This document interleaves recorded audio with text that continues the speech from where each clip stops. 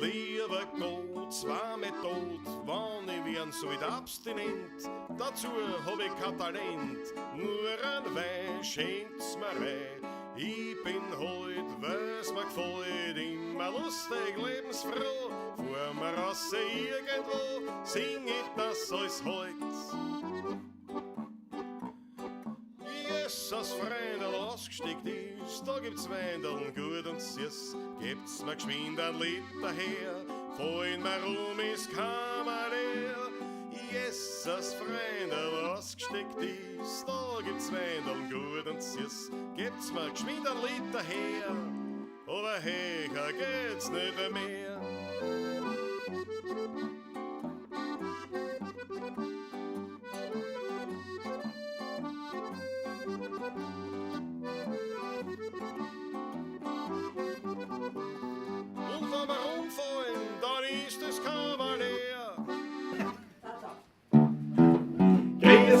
Servus, grüß dich, hey, es wird Zeit mit Musik verwendet.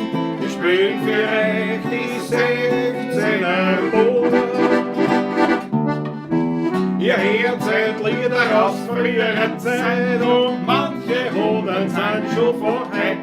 Das Wiener Lied geht sicher nicht verloren. Der Patrick spielt die Harmonika, der Klaus zupft auf der Gitarre. Alles wackelig spielen wir nach dem Weihnachtsschal.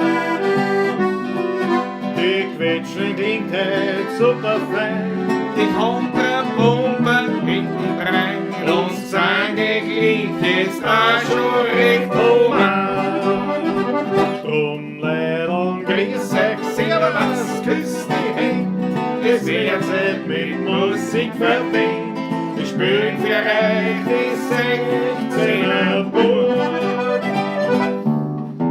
Ihr hört seit Lieder aus früherer Zeit und manche Hodern sind schon von heut. Das Wiener Lied geht sicher nicht verloren.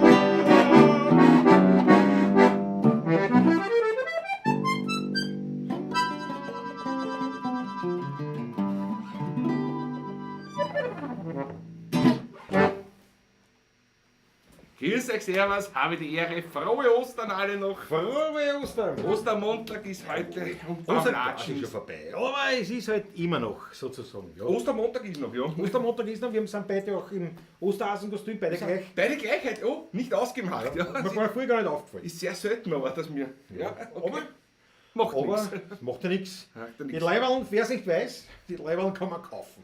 Ja, so ist es. Ganz klar. Ich bin draufgekommen auf unserer Homepage. Die habe ich überarbeitet, da steht da gar nichts drauf von den Leiberln. Das weiß man gar nicht, ja. Muss ich erst machen, aber egal, wir freuen uns. Patrick, du bist gesund?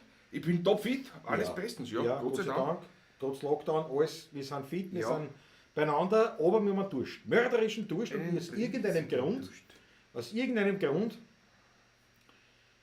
ich bin nicht draufgekommen, von der heutigen Flasche Wein, also der heutige Wein, der getrunken wird, nämlich der Geffer, der Weinviertel DAC, Ja. Grüner Wettliner, Weinviertel DAC, Heide Löss, der ist heute trauer. 3 Flaschen habe ich gehabt, eine weiß ich, dass ich getrunken habe und ich habe nur mehr eine. Das ist das erste Mysterium des neuen Kirchenjahres. Ja, vielleicht ist das runtergerutscht, wo Da vielleicht. ist nichts, was soll da runterrutschen? Ja, Was kann man das ist nicht ja vorstellen? Wahnsinn. Also wir müssen heute aushalten, Patrick, mit einer aber Flasche ja, es Wein. geht ja heute. Du tust da leichter, Ja, es ist nicht so schwer aber heute. es ist fürchterlich. Also auf jeden Fall heute beginnen wir offiziell sozusagen das Reigen des Dauerwinzertesters, ganz konkret Weingut Graf. Genau. Patrick kann mehr dazu erzählen, weil es ja quasi Nachbarschaft. Fast in eine Nachbargemeinde von Eibestal und auch die Graf und beziehungsweise der Lukas Macharik, sein Neffe, ist ein lieber Freund.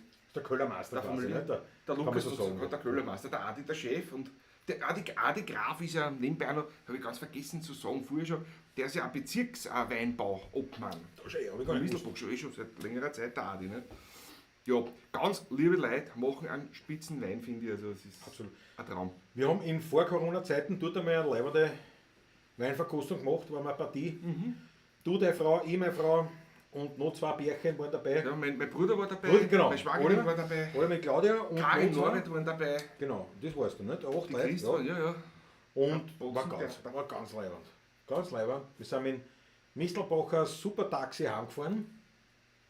Mistelbacher, der mit dem Schieber, glaube ich. Nicht mit irgendeinem. so. Ich weiß nicht, mit irgendeinem. So, aber wir grüßen euch. Also während der Patrick bitte zum Anboten Ich übergeht. schreie, ich schau nur kurz. Ah, der Lukas schaust schreibt, der Adi schaut auch, du Adi, servus, grüß dich. Der Adi schon da mit. Das ist sehr schön. Der Lukas hat gerade geschrieben, sicher Ach gerade so, jetzt. Adi schaut Zum auch Schluss. zu. Super. Das ist schön. Lukas Macherik und der Adi Graf. Und ja, es ist alles verlinkt, auch in der Videobeschreibung. Findet jetzt dann einfach den Link und in den sozialen Medien sind sie aktiv und.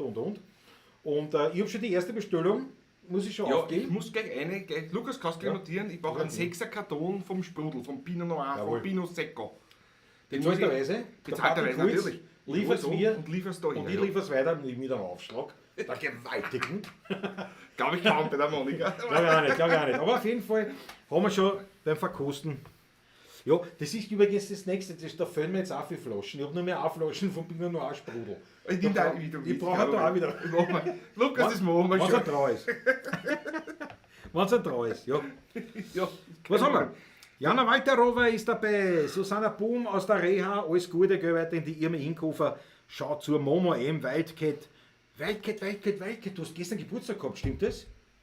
Stimmt das? Du hast gestern Geburtstag gehabt, schreib mal kurz eine bitte, weil da müssen wir da irgendein Ständchen bringen. ein Ständel ist Ständel. Ein Motorradfahrer hat ein Ständel. Das Ein kleiner, das ist ein Stumpfer, ist ein Ständel. Ständel, das war mal ein Ständel. Lukas Das war mein Macher, Ständer. Blödsinn heute. Ja, Wahnsinn. Feiertag ist heute ein Ja, herrlicher Tag. eh. Und wir reden schon Blödsinn. Wir haben das einen Schluck noch getrunken. ja, weil du nicht aufmachst, weil du nicht anbottelst.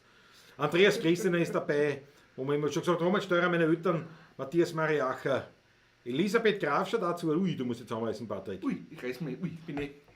Gell? Ja. Der Georg Scheurer, gleich auf Latein. Qui dicit vulgo vaccinatet. Was heißt das? Der ist geimpft. Oder? Nein, auch. Na, wer es dicit ist, wer es gesagt hat, nicht? Oder wer es sagt, wer es gesagt Ja. hat. Ich kann ja nicht Latein, ich habe Latinum gemacht.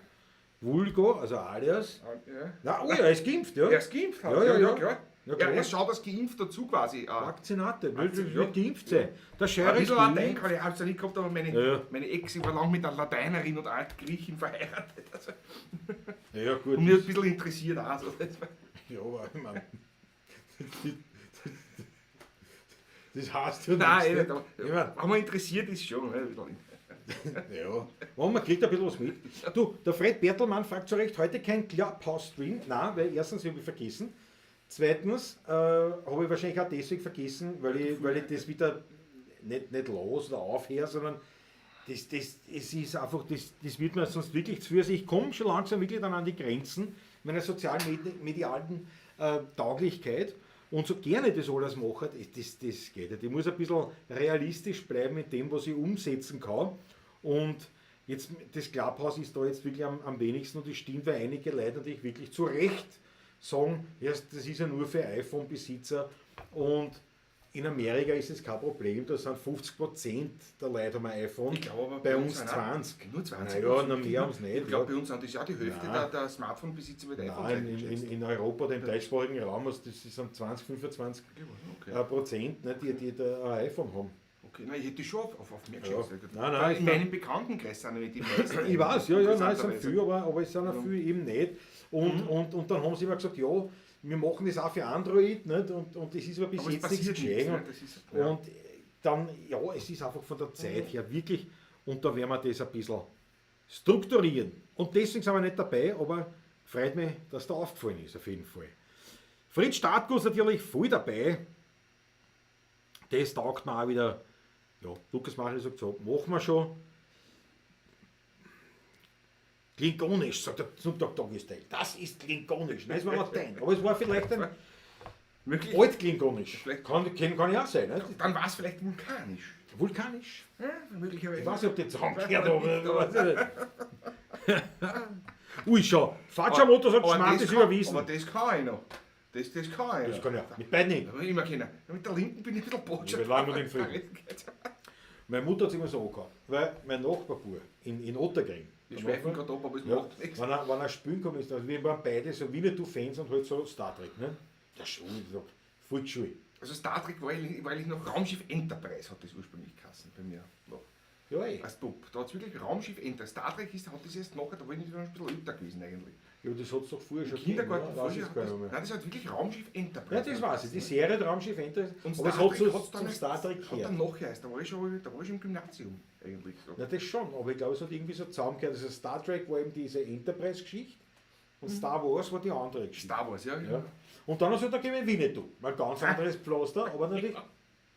Flipper, das muss man Ja, sagen. Flipper war super. Nein, aber der Punkt ist der, meine Mutter hat es immer so gehabt. Weil eben der Christian, der Nachbarbub, wir waren ungefähr gleich alt und da sind wir spielen gekommen. Nicht? Also entweder er zu mir oder ich zu ihm. Und in der Volksschule. Und meine Mutter hat es immer so angehört, weil der hat das viel ernst genommen. Hat es gleich an der Tür, nicht? Wo ich so, das wird der Christian sein, hat die Tür aufgemacht und draußen steht er mit Steinen am Ende. Und meine Mutter hat sich zusammengerissen. Und dann, hat sie gesagt, Winnetou. Herrlich. So Und natürlich auch mit Lebe in Frieden oder was auch immer. Das ist V vom Vulkan eigentlich. Nicht? Das ist, nicht? Ja, aber. Nicht? Ja, Mann. Schau, Also Fatscher Motto hat auf jeden Fall Schmattes überwiesen. Wir spielen natürlich brav, das ist schon mal ganz leid. Danke, dass Sie wunderschönen Ostermontagabend aus dem Bus nach Klagenfurt. Thomas Klagenfurt, gute Heimfahrt. Peter Richtinger ist da. Ja, wir haben wieder ein paar Haare auf dem Kopf. Live long and prosper, Peter Richtinger. Ja. Das ist die Richtige. So, na gut, dann spielen wir gleich. Na, Patrick, nein, ja, was ist du das? hast da unterbrochen mit Star Wars und so. Du sollst anbotteln. Ich will anbotteln endlich den Wein. Was haben wir denn heute? Ich kann ja kein Ton. Ein Weinviertel Nicht einmal DRC. Wasser, aber nicht. Das finde ich nicht. Der Wasser kannst du da selber einschenken. Weinviertel DRC, Heide und Löss. Ein wunderbarer DRC, grüner Veltliner. Ich lese mal vor, was da drauf steht. Der Lukas und Adi habt sich ja was einfallen lassen.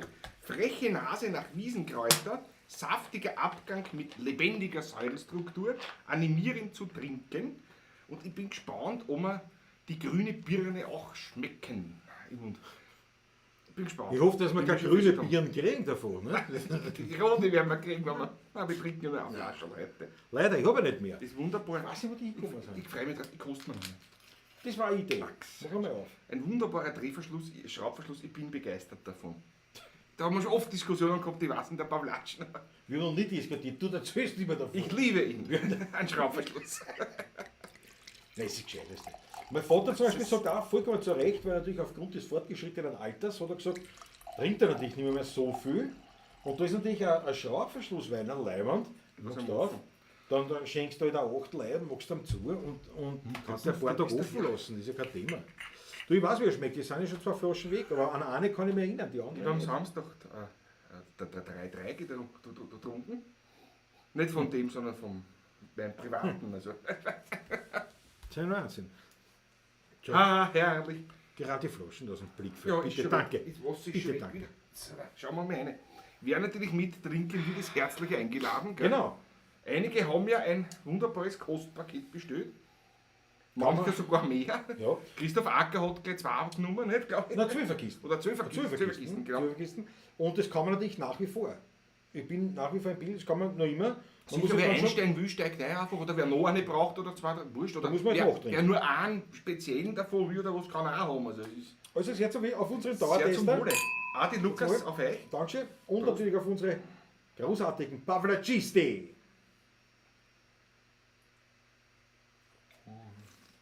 Ja, ihr hebt einmal die Laune. Das ist einmal ganz klar. Also, weit weg von einem Brünner Straßler, wie man früher gesagt hat. Hat nichts mehr damit zu tun. Boah, herrlich. Großartig. Großartig. Schon der Irish Elefant ist schon dabei. Gut. Ja, Mandel, Super Mario. Komplett nüchtern die 16er Buben ertragen ist eine Herausforderung. Doch ich werde es schaffen. Ja, du musst ja nicht nüchtern bleiben, oder gibt es einen Grund? Gibt es einen Grund, dass du nüchtern bleiben musst, Harry? Und übrigens, ich habe die auch nüchtern ertragen am Samstag. Du warst mit dem Motorrad unterwegs. Livestream, nein, Livestream. Ja, der Livestream gemacht. War sehr leibernd. In der Brennraumgemeinde, nicht? Also die Motorradpartie, der Harry Schnellfond an Livestream war sehr leibernd. Es ist Oster, er wollte eigentlich einen Bock haben. Ist aber hat aber keins gekriegt und hat ein Oh, normales Bier getrunken. Oh. Und ja, habe ich angehustet dann gekriegt. Aber bin dann beim Wein geblieben. Na gut, Leidl, wir spielen euch ein Lied. Und zwar, wenn wir schon beim Wein sind, jetzt müssen wir kurz sozusagen von unserem Winzer Dauertester weg und zu ganz anderen Wein kennen und können und Weinmachern wechseln, weil wir uns riesig gefreut, auf Facebook ist ein Video reingekommen und was war da los? Und zwar haben die Wiener Weinprinzessinnen, die Wiener Weinhoheiten, so heißen die vier, ein Ostervideo, eine Ostergrußbotschaft geschickt an Freunde und Bekannte und Verwandte und Kunden und so weiter und haben den Soundtrack haben wir beigesteuert, sagen wir so. Ne? Haben wir uns ganz lieb gefragt. Hat mit Elisabeth Strauch, servus Elisabeth, falls du zuschaust, da. Elisabeth, grüß dich Gott. War eine super Idee, ja. Ich habe natürlich sofort ja gesagt. Auf jeden Fall. Sehr klar. Und das Leibende war, Logisch. sie haben nämlich ein Lied ausgesucht, wo wir gesagt haben, ja, Das haben wir ja auch Das haben wir auch gespielt einmal, nur nachdem wir seit einem Jahr ja fast nicht mehr live spielen, ist das nicht oft gespielt worden. Ja. Jetzt haben wir uns das kurz angeschaut heute. Ja, ich habe mir das in dem Ich glaube, wir Booklet, bringen es wieder zusammen. im Booklet von der CD, das Wienerlied lebt, ist das Gott sei Dank drin, der Text. Ich muss meinen Herrling sicher selber, obwohl er so klar ist, ich gesehen nicht. Aber wir spielen euch das jetzt da. Was der Harry schnell davon tut, keinen Alk daheim. Also das geht bei mir nicht. Also, Das ist aber. Unmöglich. Harry, ja, ich frage mich auch, wie das also geht. irgendwas ist immer da. Dabei hätte man glaubt, die Post bringt allen was. Aber naja. Aber das schau. Danke, dass du am Samstag dabei warst, war sehr leid. Mir hat das voll taugt, ich habe nur dann anreißen müssen, weil wir da was zu tun gehabt haben im Hause. Aber war sehr leibend, ja. Bin heute Mittrinker. Matthias Mariacher, genauso. Gut, also wir spielen jetzt so das Lied, den Soundtrack zur heurigen Osterwunsch-Video. Botschaft Der Wiener Weinhoheit. Der Wiener Weinhoheit, Wiener ja. Weinhoheiten. Ich sitze in einem Weingarten. So So heißt die das Lied. Elisabeth Strauch ist dabei, dann ist die junge Frau Wolf dabei, die junge Frau Berneck und die junge Frau Wieninger. Das sind die vier Weinhoheiten. Wieninger, Ja, Wieninger, ja. Berneck, Ja, Bernig, ja. Wolf Wolf war und gut. Strauch. Die Elisabeth. Ja, ja, stimmt. Ja, Ja, genau. Stimmt. Wir haben uns sehr gefreut. Jo, Das Lied heißt genau. eben, ich sitze in einem Weingarten, wie kann es anders sein, ein jazziges Wienerlied von der Meer. Wobei es passt eigentlich in 2/4 genauso. Der passt überall hin. Wenn Lukas gefällt dir nämlich auch irrsinnig gut. Das passt die in Nummer. jeden Weingarten, die Nummer. Lukas hat dir gefragt, Ja. ist die von euch, die Nummer? Ja, Sicher. Schauen wir mal, was zusammenbringen. schauen wir mal.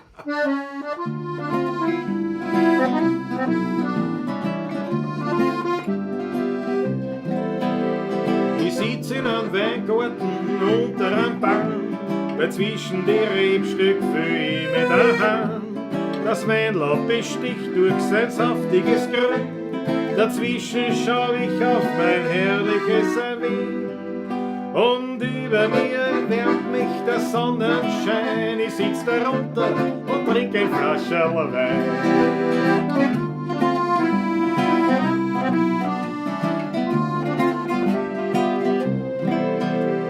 Der Vogel, die zwitschert so lieb wie ein Traum. Ein Frauenkäfer kraxelt ruhig auf meiner Hand. Die Blumen, die drehen sich ganz sanft mit dem Wind.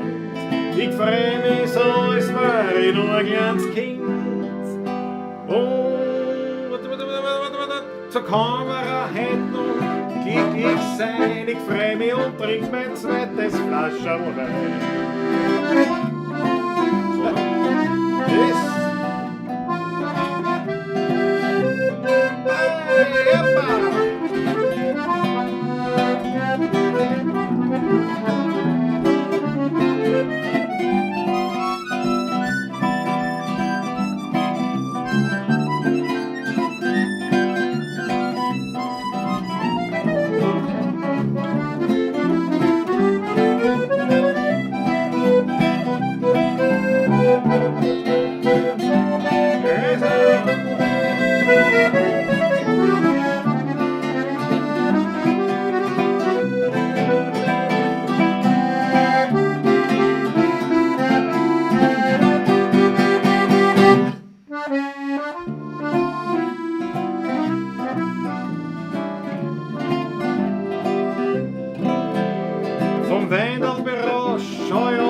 zum Mond, der lächelt mich an, weil mich ist er schon gewohnt. Die Grillen, die zierten ein little mir vor. Beim Herrgott bedanke ich mich für die Natur. Dann halt ich mein Glas und zum Kerzenschein und trink mein letztes Flascherl Wein. Und trink mein letztes, wirklich letztes für heute Flascherl Wein.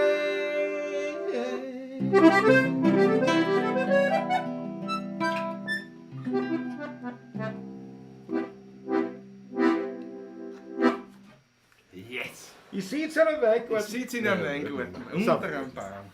Passt eigentlich nicht nur bis am Berg, es passt eigentlich wirklich überall hin. Weltnummer. Ach, Weltnummer, ja. Die Scheiben haben wir aufgenommen. Wann war das? 2000? Was? Du Vor steht 10 da. Jahren? Ich schätze vor 10 Jahren. 2010 oder 2011. 2009. Oh, noch länger her sogar. Wenn man bedenke, Ich habe mich kaum verändert, nicht? Aber sieht man schaut es? euch das an. Schaut euch das an, es wird nicht scharf, aber es ist ja wurscht. Euch gefällt es zumindest. Das ist Und das, mit der Skandale, oder wie heißt mit der Skandale Ja. das Foto, ja genau. mit der alten italienischen. So, das war wieder ein Lied und nach einem Lied heißt es immer Ein Schlückchen musst du trinken. Schluckerl. Euch gefällt die Bitte Achtel von eine. Danke euch vielmals. Bitte sparsam trinken. Ja. Zum Wohle. Auf euch. Es ist wirklich eine Tragik. Ich weiß nicht, wo die hin. Also eine Flasche habe ich getrunken, das weiß ich. Was du, der Zucker, gell?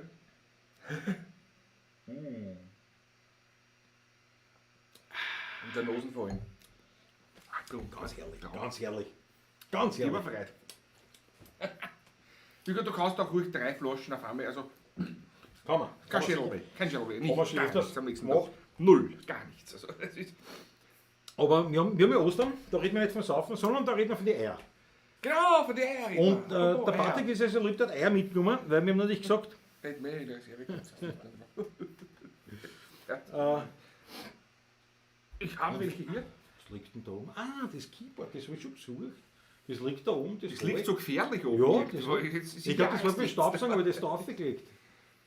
Das ist halt offen. Ja, ankommen sollte man nicht.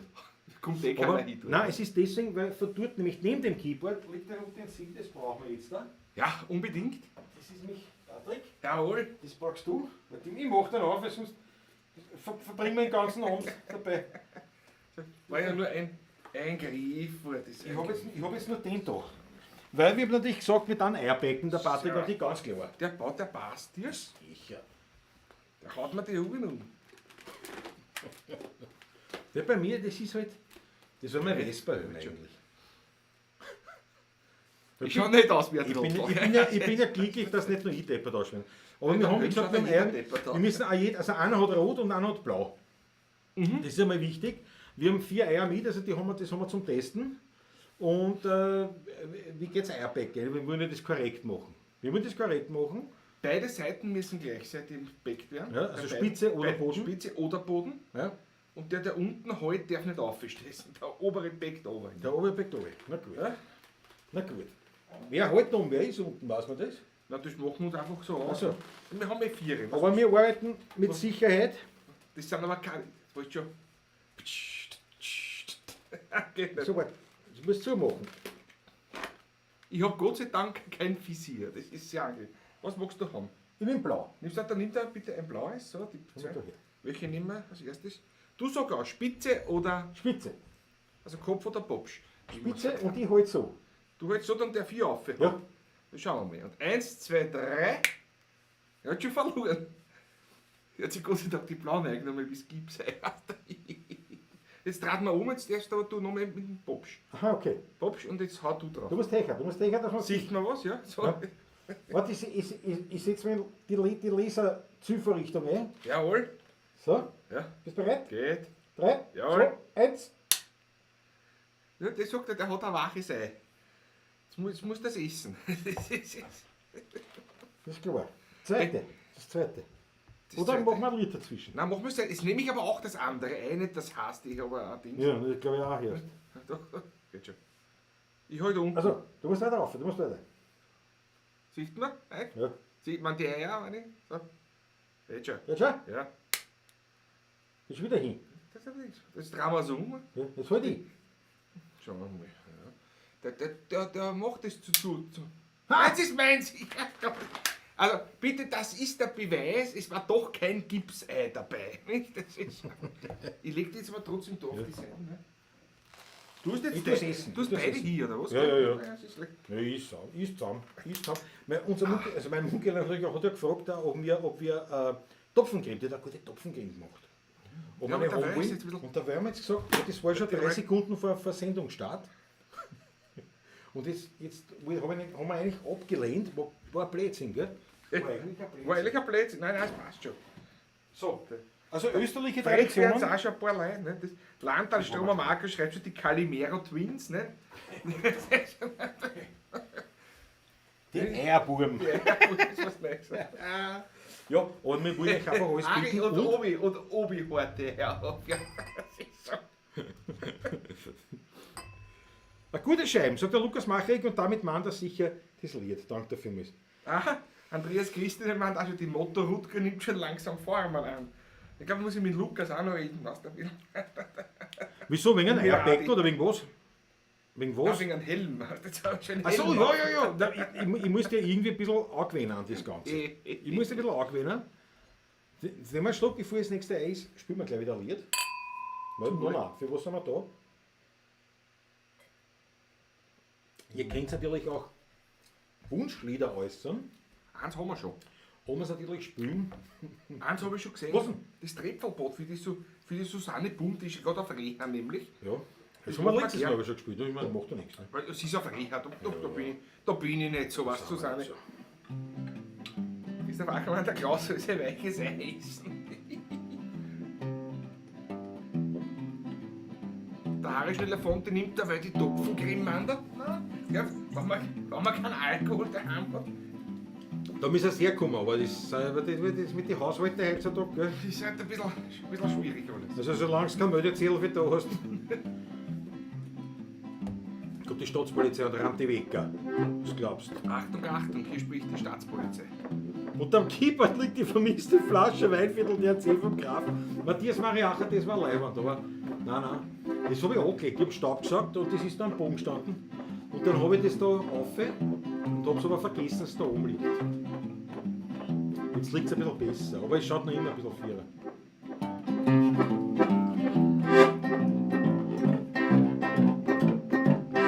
Der Boss muss rauchen. Am vergangenen Freitag haben wir 2 Tripfelboot. Dass ich nicht dabei war, das ist schon. Rund noch beim Kassierer oder fragt noch ein paar Höhe. Ja, was ich sagen, ich bin der alte Fee.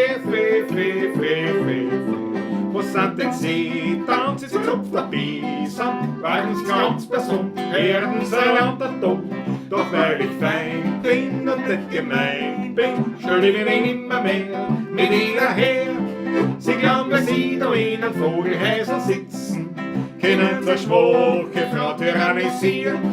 Jetzt halt so zurück, sonst komm ich noch in Titzen.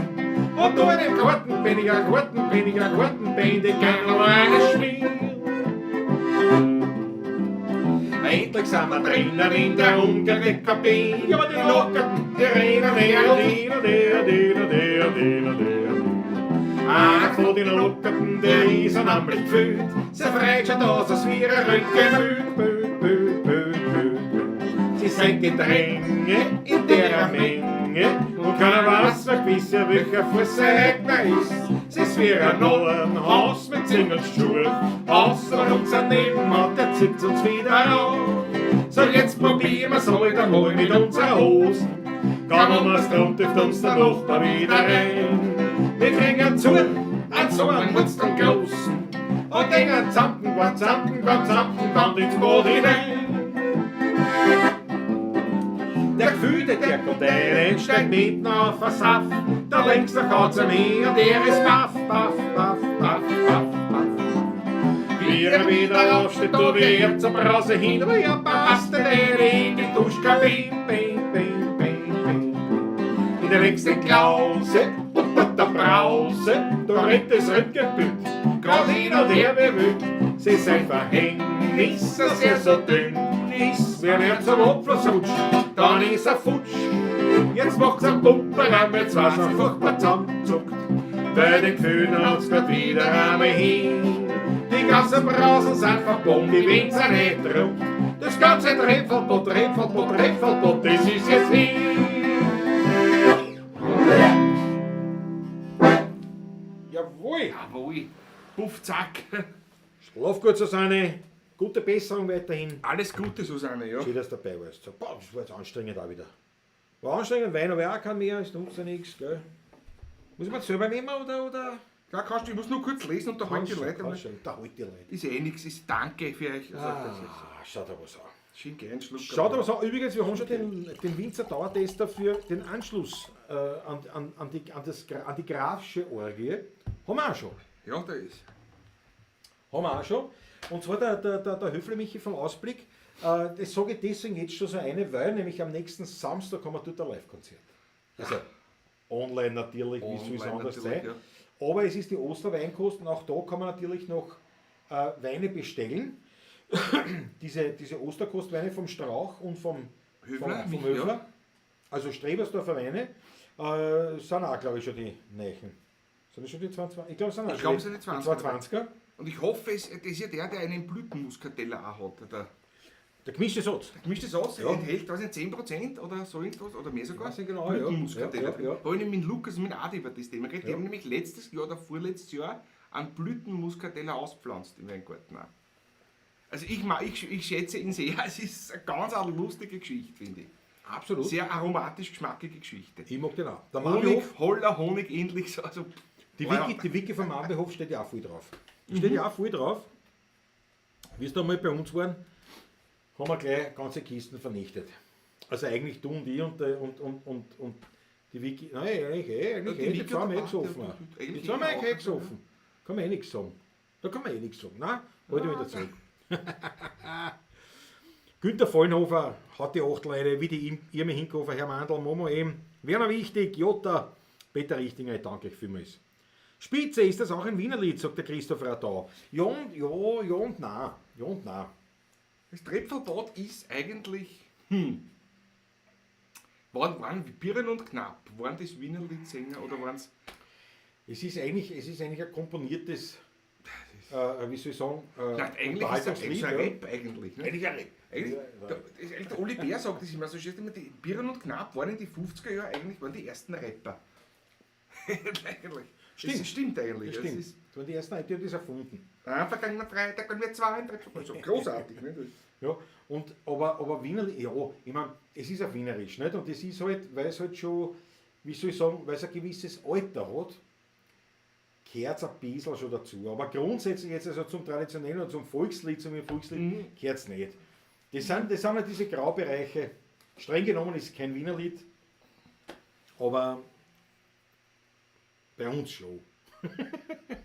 wir sagen ja nicht, weil im Prinzip kannst du nur so überbleiben, dass du Das sagst, ist alles ein Wiener was ein Wienerlied ist, sag ich. was nicht? ich Also, sag, was wir spielen halt. Ne? ist ein Wienerlied, ist ein Wienerlied. Nicht das. Ja. Immer nur Schluckerl genommen hast. Ja, ich hab's gesehen. Heide Löss. Marvihof sagt, der ist super. Sagt, wir haben gerade einen Flascherl offen. Marvihof, jawohl, hat ja eine Flasche rein. Sehr gut. Ja. 2 Leute auf Flaschen, dafür ist jetzt aber langsam. Halt schnell eine Fonte. Ja, Harry, kaum trinkt er nichts, ist ja kein Aufrecher. das ist, wenn wir nur eine Flaschen haben und eher einig sind, aber ich bin ganz fertig, weil ich nur eine Flaschen. Gut, wenn die aus ist und die Ich hätte- platschen noch nicht, mache ich eine andere auf. Dann machen wir Ich andere. mache halt nicht einen, dann ist halt eine andere. Eh?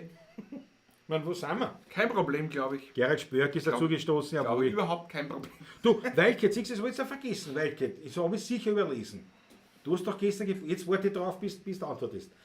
Wildcat hat doch Geburtstag gehabt. Gestern. Stimmt's? Ja oder nein? Jetzt schau ich habe es sicher eingeschrieben gehabt, aber ich habe es dann übersehen. Ganz Ich klar. habe es aber auch nicht gelesen da noch. Die Welke hat Geburtstag gehabt. gestern. Ja, der Christoph Acker sagt auch, die Wicke hat am Anfang nur gesagt, dass sie nichts trinkt. Ausgeschaut hat es dann anders. Ja, das stimmt. Mario, ich trinke da mal nichts, aber in der Gesellschaft.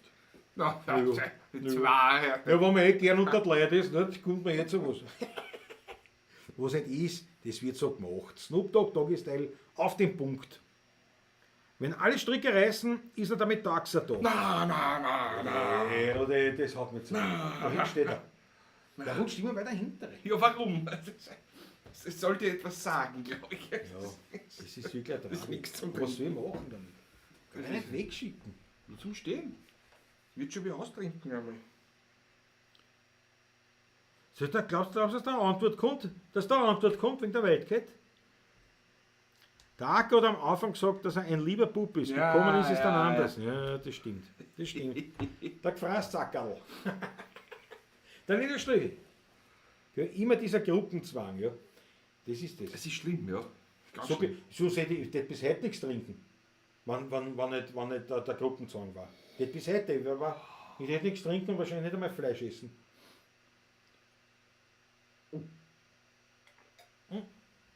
Kein Wort. Ich schaue mir jetzt ein Ei an. Kein Wort, sag ich.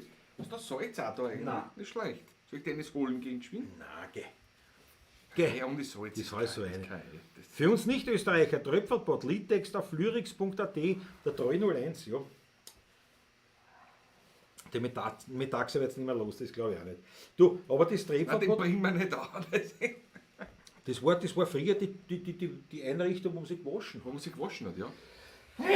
hat. Ich glaube, ein öffentliches Brausebad hat das geheißen. Ja, Öffentliches Brause- und Wandernbad hat es dann auch gegeben, dass dann schon Wandern die Einlänger auch schon kennen, die Wanne. Das hat, glaube ich, das Dreifache gekostet vom Brausebad oder so. Oder das Fünffache. Weiß ich aus Erzählungen. Also. Von meinem Großvater noch. Und das Trepfelbad war eigentlich das reine Brausebad. Und meistens war Trepfelbad aus dessen, weil meistens auch das Wasser sehr begrenzt war, das Warme. Dann hat es nur mehr Trepfe drauf, dann ist es andraht worden einfach. Oder es hat von Haus aus die Brausetrepfe, das schon undicht war. und das war schon alles verkalkt und so. Verkalkt nicht, also Dann sich das natürlich langsam eine an. Tropfsteinhöhle quasi schon da durch Trepfelbad. Der Straßenhans, jawohl, hat gerade das Mopperl abgestellt. Gesundheit, Klaus, danke schön. Ja, mir jetzt zerrissen, weil ich spüre schon ein bisschen die Allergie. Aber das ist echt, also, wenn du in der Öffentlichkeit bist und ein bisschen so Allergie hast, also Gott sei Dank nicht viel, aber Was seit letzten ist und dann musst du niesen, na du, das ist ja Wahnsinn heutzutage. Ich meine, früher, verstehst du, habe ich halt kniest. Heute, ich meine, jetzt ist Lockdown, da bist du nicht unterwegs. Ja, aber glaubst du, dass die ganzen Corona-Patienten knirschen eh fast nichts? Also, da ist ein Schwein drauf. Das knirscht in die Zähne, das ist furchtbar nämlich. Entschuldigung. Ist schon weg, ist schon weg. Grüßt euch. Ja, aber das kannst du nicht, wenn du da niest, Da hast du Allergie da musst du so hast, aufpassen, weil die Leute alle schauen, boah, was ist da? Na, gerade, dass du nicht gleich erschlagen wirst oder was, ne? Also ich habe jetzt das ein. Nein, immer unlängst, ich bin einkaufen gefahren, nicht? Letzte Woche. Man muss ja ein bisschen was sich holen. Nicht? In den Supermarkt gefahren und haben wir noch vorher auch Hustenzucker im Auto rein. Jetzt setzen wir die Masken auf, gehe rein, von das Wagel, vor rein und damit verschlucke ich mich an dem Hustenzucker. Im Supermarkt. Nicht? Ich kriege natürlich einen Hustenanfall, sondergleichen auf das Hustenzucker. Da ist nicht, da, die Leute haben geschaut, mein Lieber. Böseste Blicke habe ich geerntet. Ich schon das gefragt habe, ob ich Hilfe brauche. Rot bin ich schon gewesen im Gesicht. Ne? Gerade, dass ich nicht schon blau war. Und da kann er gesehen mit der Maske.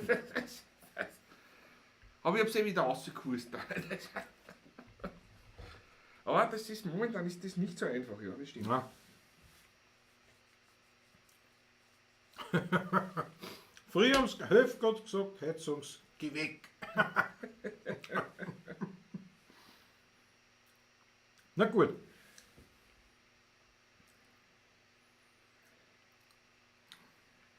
Geht schon mal bald, aber ich kriege keine Antwort wegen der Wildcat. Ja, der Snootag-Tag ist also auch. Bei mir fängt der Tag erst an, wenn ich genießt habe. Dann wache ich auf, dann schaue ich mich blöd und dann irgendwann muss ich niesen und dann bin ich munter. Dann weiß es. Das ist bei mir genauso. Ja. So, na gut. Dann tun wir jetzt schneidest an und dann spielen wir was. Patrick, Ja, dann spielen wir wieder was. können wir machen. Ich muss nur kurz, ich muss was Wichtiges schauen. Was schaust du denn Wichtiges? Jetzt sind wir langsam irgendwie, gell? Jetzt sind wir so. Ja, ein bisschen Jetzt sind träge. wir Träge, wieso ist Es das? ist vielleicht weil Feiertag war oder ist noch immer. Oder Das wird sein, ne? Der Feiertag, ich klar, ist bin bei ein bisschen Träge. so. Ja, Wildcat hatte gestern Geburtstag, jawohl. Ich werde sofort das Instrument Jawohl. auffassen. Ich muss aufpassen, ich tue mir schon langsam der Zahn weh. Weil ich habe Wurzelbehandlung gehabt. Zweiter Teil, hab die Füllung reingekriegt, Also Abschluss quasi, ne? was der vermögen. Bin heimgegangen, so am Donnerstag. Und am späten Nachmittag war die Füllung schon wieder draußen. Nein, das ist mir am Arsch gegangen. Nicht? Und dann natürlich am Freitag am Zuge. Und jetzt da am Morgen kann ich anrufen, kann ich fragen. Aber war sie nicht trocken genug? Ja, wurscht. Nein. Ja. Ist ja wurscht. Abverwuschen, Kurpuscher nach dem anderen überall. Das ist ein Wahnsinn. Kann ich mir morgen nochmal die Füllung, aber der Wo man hinschaut. Spierwegel. Also die Weike hat Geburtstag gehabt. Wo soll ich das jetzt lesen? Die hat gerade die Daniela Schlöger. Ja, noch Daniela gesagt. Schlöger. Daniela, Ja, alles danke. Na, alles dann. Liebe Weltke, Der Weltke zum gestrigen Geburtstag ein herzlichstes Hurra, Hurra, Hurra. hip hip, hip hip. Na, Hurra! Hurra! Habe ich schon gesagt. Und dir widmen wir nun folgenden Song.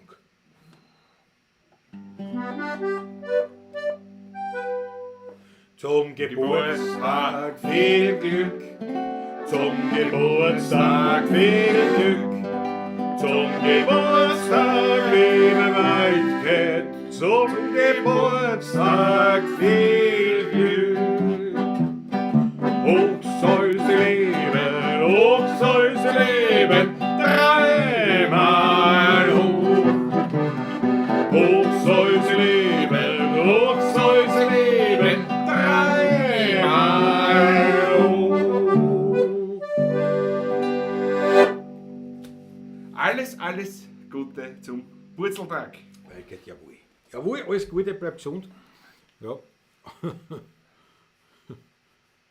Was? Ja, Zonkert Weit geht gestern beim MotoGP-Gespräch gratuliert. Na schau.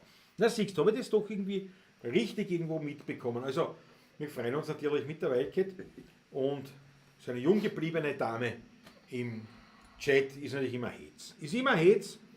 Und schau, es kommen Geburtstagstorten. Jawohl, das gefällt mir. Jawohl, Die Achteln kommen eine für dich, Weltke. Super. cooles Launig. Sogar die Wildcat sagt Happy Birthday. Christoph Acker schreibt auch schon wieder, nicht? Der Klaus war nur kurz gefühlt, dann hat er sie verloren. Hat eine ganz andere Bedeutung gleich, ja. Du, pass auf, jetzt machen wir ein Lied. Das haben wir noch nicht gespielt. Ich habe die Noten jetzt schon hergekriegt. Gut. Ich möchte die Eierschalen hier ein bisschen. Alle gesagt Zeiten. Weil ich brauche sie noch fürs zweite dann. Ja, passt schon. Schau her, wir haben da ein Lied, weil nämlich der, von Michael Höfler, wo wir am Samstag spielen, da kommen wir in Köller, in Weinköller, dort werden wir dann wieder den Livestream starten mit Weinverkostung und allem drum und dran. Und ist ja wieder relativ jung. Er ist nicht relativ jung, sondern er ist vor kurzem erst wieder Vater Er geworden. ist Jungpapa geworden. Schon zum dritten Mal Dritten oder Mal, ja. vierten Mal oder 12. Mal. Ich weiß es nicht. Also mehr zum ganz 12. genau. Mal glaube ich nicht, aber so arg wollen wir es nicht herstellen. Richtig, aber, und der hat gesagt, das taugt mir natürlich, er hat gesagt, du, da gibt es so ein Sprichwort, oder da gibt es irgendwie so eine Redensweise, die Schramen, die Schramen spielen bei meiner Taufe und bei meinem Begräbnis, so in die Richtung. Da habe ich gesagt, ja. Und jetzt hat er gesagt, du, es war leibend, wenn wir dann hinkommen, in Weinköller, dass das nämlich eine kurze Frau vorbeischaut mit dem Schroppen, der eben jetzt die Tage getauft wird. Und mir mal ein Lied spielen. Also damit er wirklich sagen kann, bei meiner Taufe, also ist jetzt nicht die Taufe direkt, aber es geht halt, das geht halt nicht so. Ne? Aber er will das halt haben. Und da habe ich gesagt, du, da gibt es ein Lied, das heißt bei meiner Taufe. Das hat geschrieben der Georg Lutsch. Lutsch hat den Text geschrieben. Die Musik. Warten ist der Ja, Text. warte noch den Text. Lea Ja, Warten, ja. die kenne ich gar nicht. Kennst du näher? Näher weiß ich auch nichts, ne? Lea war, ist eine alte Nummer, Georg Lutsch, weil, Verlag 1968. Ja. Was? Ich muss noch was anderes einwerfen. Der Was? Korbisrud hat so was Liebes geschrieben. Was denn? Not zur Weltketten wieder zum Geburtstag. Ich sag zu meinem Teufel immer, Geburtstag hast du heute, aber leider bin ich pleite. Ja, gefällt mir, Rud ist wieder, gefällt mir echt wieder. Das war was im Brenner, Robert, auch der Spruch. Ja. Du, die Welt ist super. Der Roy war so laut, dass ich meinen Namen überhörte. Großartig, das ist auch wurscht. Es geht um die Gefühle, es geht um die Vibes, die ausgesendet werden. Das ist das Wichtige. Der Uli Straßan ist jetzt am Computer, jetzt kann er schreiben. Jetzt geht es anders. Ja. Und Kann man sich in einem Weinkeller in einen Zweitonsitz anmelden? Nein, leider nicht. Das haben schon einige probiert. Das geht leider nicht. Geht leider nicht. Was soll man machen? Auf jeden Fall, also gibt es das Lied bei meiner Taufe. Eigentlich eine sehr schöne Nummer. Wie gesagt, im 68er Jahr verlegt worden, der Georg Luksch. War der Vater vom Rudi Luksch, von dem wir schon einige Geschichten erzählt haben, mit dem wir viel gemacht haben und der einer unserer ersten Mentoren war, als wir noch ganz junge Anfänger waren im Wiener Liedbereich, war der Rudi Luksch einer unserer Unterstützer sozusagen. Absolut. Der sich ein bisschen was Ein erzählt Mentor hat. eigentlich am Ja. Anfang, ja. Der uns ein bisschen eingeführt hat in die Szene, also und wie das halt geht und wie man halt da tut. Und das war recht leibend und der Georg Luksch war sein Vater. Und das spielen wir jetzt da. Das müssen wir da oben schauen. Ja. Beim Schmiedhansel war das. Beim Schmiedhansel. Ja. Den Hansi habe ich übrigens uns im Fernsehen gesehen. Das ist ein anderes Thema. Wirklich? Den Hansi, ja, bei Was schätzen Sie? Also, Mit, besseres Aktenzeichen ist es ja lang, ne? Da hat er angeblich schätzen lassen, das berühmte Unterschriftenbuch, das Autogrammbuch quasi. Ja, ja, ja. Wie viel das wert ist? Naja, so ein Ende von so zwischen 10.000 und 30.000 Euro. Das steht wert. davor. Das wert ist. Nicht die ganze Welt hat da unterschrieben. Ja, was da da mischt war. einen auch drin. Wir stehen auch drinnen, ja. Entschuldige. Sonst Hollywood und so weiter. Was da war drinnen. War lustig, Aber da interessant, aber er verkauft es, ich wollte das nur im Schätzen. Ja. Was schätzen Sie? Oder was die Sendung oder was da gibt? Echt? Der Hohenlohe macht die. Du es kennst. Auf ORF3 ist die, ja. Mitten in der Nacht, dann um 11 Uhr oder so. Ich weiß vor kurzem Hab einmal mich wieder sehr angekauft. ferngeschaut, das war wieder Hugo Portisch gestorben ist und die eher auf ORF3 dann diese In Memoriam Den war. Ne? Memoriam, ja, die war sehr Das interessant. habe ich mir War angeschaut. sehr, sehr interessant. Ansonsten weiß ich gar nicht, wann ich das letzte Mal. Ein ganz Also, großer. sowas Na gut, gehört also. Vom Tod zur Taufe. Ja, Und wieder Retour. absolut. Ja, und das spielen wir jetzt. Das ist natürlich vom Blatt und ungeübt, aber wir werden es schon zusammenbringen. Aber ja. Ist jetzt nicht so. Aber eine schöne Nummer. Du Einleitung. fängst da irgendwo an, glaube ich, ne? Haben wir gesagt. Da war die da. Wir hätten es vielleicht üben sollen, nicht nur sagen. Wird schon, ja?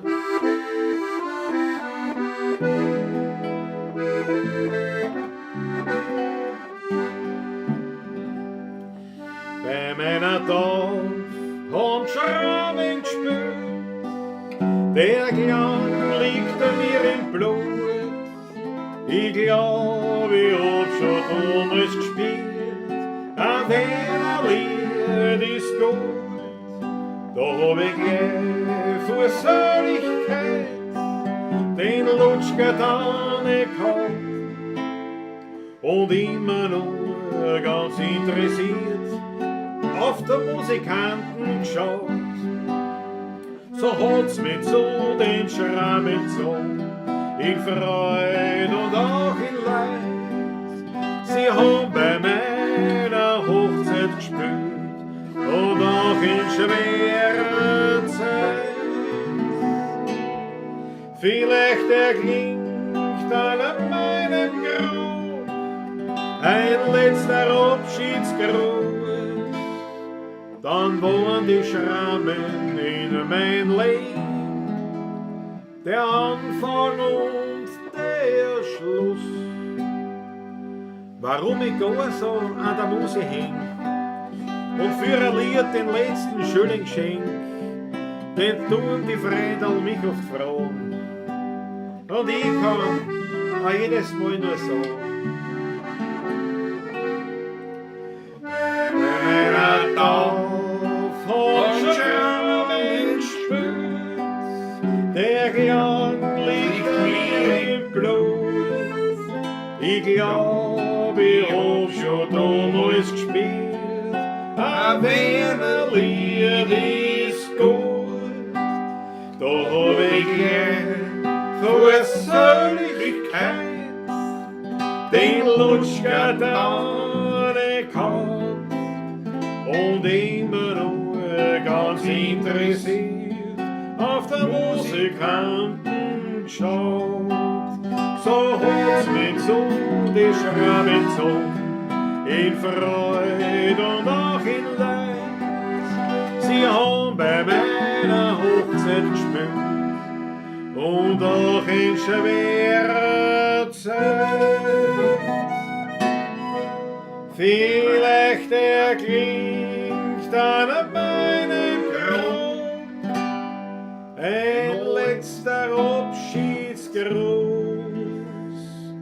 dann waren die Schrammen in mein Leben, der Anfang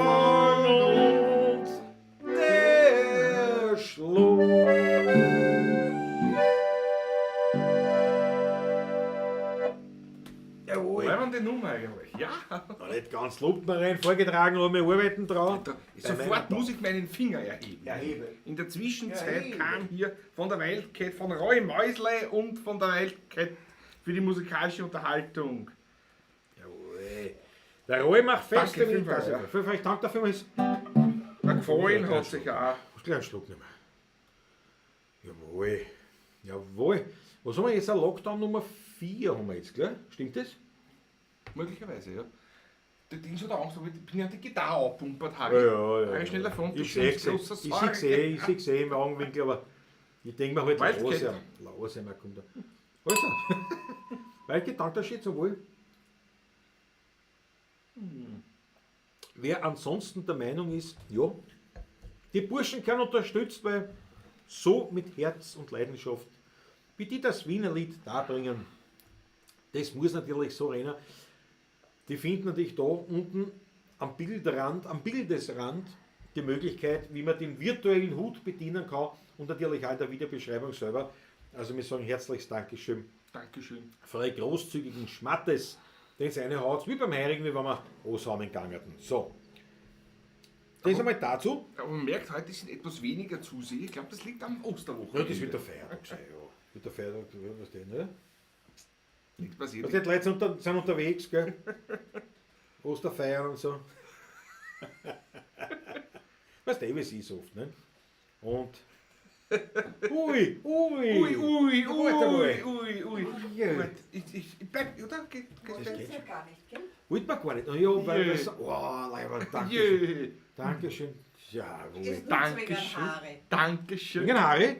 Wegen Haare, es geht Haare? Dankeschön. Nur wegen dir. Servietten brauchen wir. Ja, Dankeschön. Ja. Danke, geht schon. Brauchen Ja. wir. Na herrlich. Dankeschön. Jetzt haben wir wieder. Dankeschön. Wir haben Kennst wieder du eine Fresse. Kannst du uns beim Essen wieder mal zuschauen? Das macht nichts. Das ist schön. Das ist schön, das Sag gefällt mir. Ich will gleich die Harmonika mal auf Das Zeit. ist eine Topfencreme. Schnurli. Du musst sagen, was ist es jetzt nochmal? Ja, du musst aber Details sagen, wie im Heimlokal. Du musst sagen, was da drinnen ist. Nein, ich mag da nicht vor der Kamera. Ne, das sagst mir, das so übersetzt. Also, ja, Topfencreme, ja, Flugananas, Flugananas, sehr ökonomisch. ökologisch. Also. Ach ja, Rosaburg und Kumquats aus dem Kumquats Orangerie. aus unserem eigenen Glashaus. Ja. Das ist super biologisch, ökologisch, Ja, ökonomisch. Ja, Mahlzeit. Mahlzeit. Bin schon am Mahlzeit. Essen. Dankeschön. Wow, das ist Das haben wir uns eine. Eigentlich sind wir nur im 3. Lockdown. Ja, naja, aber das war ja dazwischen, es war nur so halber da. Aber jetzt ist da, so vom Horten her, ist glaube ich der 4. Lockdown. So jetzt dürfte es nur mehr. Ich glaube auch der vierte, ja. Na, ist der gut, oder was? Ein Hit, gell? Die Kompass. Das ist super mit einer. Unten kristallisiert ist was schön. Zucker. Das ist ist was wohlwollten. Ich habe die Kompass draufgebissen. Das ist gleich rausgespritzt. Aber nicht daher. Herrlich. Ja, der Frisser sagt, ich habe das da ja schöner wie im Himmel, ihr Burschen. Das muss man ja herzeigen. Sieht man das in der Kamera so? Und schwierig geht weiter. Muss das bewegen Mit einmal. 4 geht, da steht ja bei mir ist ja da alles verbaut. Das ist ein Wahnsinn. So, schaut euch das einmal an, Klaus. Sieht man das? Viel schräger kann ich es nicht halten. Ja, ein bisschen sieht man sie. Ja. Mhm. Das ist ein Genuss, sag ich euch. Das ist ein Wahnsinn. Das sind, was das sind? Das sind Das sind Biskotten oder wie heißen denn die? Amaretti. diese. Oder so irgendwie. Oder Paschkoten, das kann auch sein. Ja, Biskoten haben wir keine. Und irgend so in die Richtung. Aber Ja, das ist gut. Mhm. Ganz locker und lecker. total unangenehm, dass man das jetzt da so Das tut mir echt leid. eine jetzt haben. aber- Und ihr schaut zu. Der Harry hat nichts zum Trinken. Christoph Acker. Naja. Aber der Christoph Acker darf, weil einer der Großzügigen. Muss ich jetzt wirklich sagen einmal? Ja. Es gibt ja einige unter euch, die wirklich super großzügig sind. Ganz leibend. Danke euch vielmals. Danke. Aber auch denen, die sagen, wir zahlen weniger, es fällt auch unter große, weil erstens, Man muss jetzt nicht, also man muss ja was überweisen, das heißt, man muss ja was tun, aktiv werden. Und das ist schon mit Leibwand, dass das wer macht. Und jemand sagt, nein, du, ein paar Netsch, hau ich um, tut mir nicht weh. Und in Summe kommt auch was raus. Also an jeden Fall herzliches Danke Danke. und die ganz Leibwand. Wolfgang Kudin, Mahlzeit, danke herzlichst. Danke dir. Fastenzeit, manchmal darf er definitiv. Ja. Fastenzeit ist aus. Die kommt gut her. Bitte erklären wir, auf was ist denn bitte eine Flugananas? Eine Ananas, die eingeflogen wurde. Das heißt, die ist reif geerntet. Von kostet 10-fache. Kommt nicht mit dem Schiff über 6 Wochen oder was, sondern innerhalb von 2 Tagen oder so. Mit dem Flieger. Also das zahlt sich aus, wirklich. Also nicht regelmäßig, nicht, aber bei Ananas und bei Mangos zahlt sich das aus. Wenn man mal eine will, dass man sich eine Flugmango oder Flugananas zulegt. Weil dann hat man quasi ein relativ frisches Produkt, das halt reif geerntet wurde und dann halt geflogen worden ist und nicht mit dem Schiff. Also ich glaube, vom ökologischen Fußabdruck wird es scheißegal sein. Geht sogar sein, dass die Flugananas oder die Flugmango sogar besser steht. Nein, es ist einfach ein ökologischer Fußabdruck vom Schiff ist nach wie vor der beste, den es gibt. Selbst wenn man denkt, so ein riesiger Frachter bläst viel aus, aber was die Mengen die der transportiert, die Kapazität, ist immer noch ein Lächelscheiß eigentlich. Nicht die Wie viel Menge, Liter das aber dafür muss man, verbrennt, ja, ne? aber Das dafür ist- muss ja, das muss ja alles, wenn das unreif geerntet wird, das muss ja ewig lang Muss ewig gekühlt gekühlt sein, genau. Das heißt, die Logistik dahinter Die Logistik, ja. ist viel aufwendiger als eben relativ frisch, aber ein ins Flugzeug Ja. So ist es. Ökologisch wertvoll, Landtagsstrom vollkommen richtig. Ja, man irgendwo, wenn du es jetzt permanent machst, brauchst du das nicht, aber jetzt brauche ich auch einen Nachtisch, Mahlzeit. Christoph war da und der Andreas Christian reagiert natürlich vollkommen richtig und hat jetzt einen Obstgarten. Obstgarten, wunderbar, Mahlzeit, lieber Ja, Andi. Was soll man machen? Ne? Jetzt hat nicht jeder Munkel in der Hand, die da so eine herrliche Topfen kriegen. Das ist mir eh schon angegangen, weil im Prinzip, wenn man immer nur gegessen, entweder bei einer XXL-Bauflatschen oder wenn der Der Zonko Zonko da da war. war, ja genau. Und jetzt im Lockdown ist es mit Zonko natürlich ein bisschen Ein bisschen ausgefallen, ja. ja. blöd, aber jetzt kriegen wir wenigstens auch was zum Essen. Hast du auch eine ganze Kumquat drinnen gehabt? Ja, sicher. Ich dachte, Aber Matthias Mariacher, auch den Zeigefinger muss Patrick erheben. Dachte schon an einen anderen.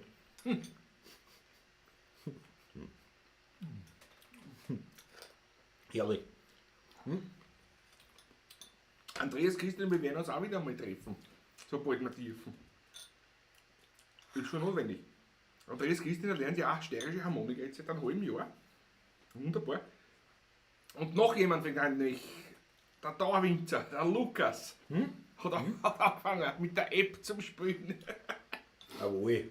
Jawohl. Ich mein, er spielt ja eh schon ein Blechbläser sonst, nicht wahr? Ich würde sagen, es ist ein Musiker, ja. Ja, ja. Hier aus dem Suezkanal sind wir jetzt auch richtig reif, ja.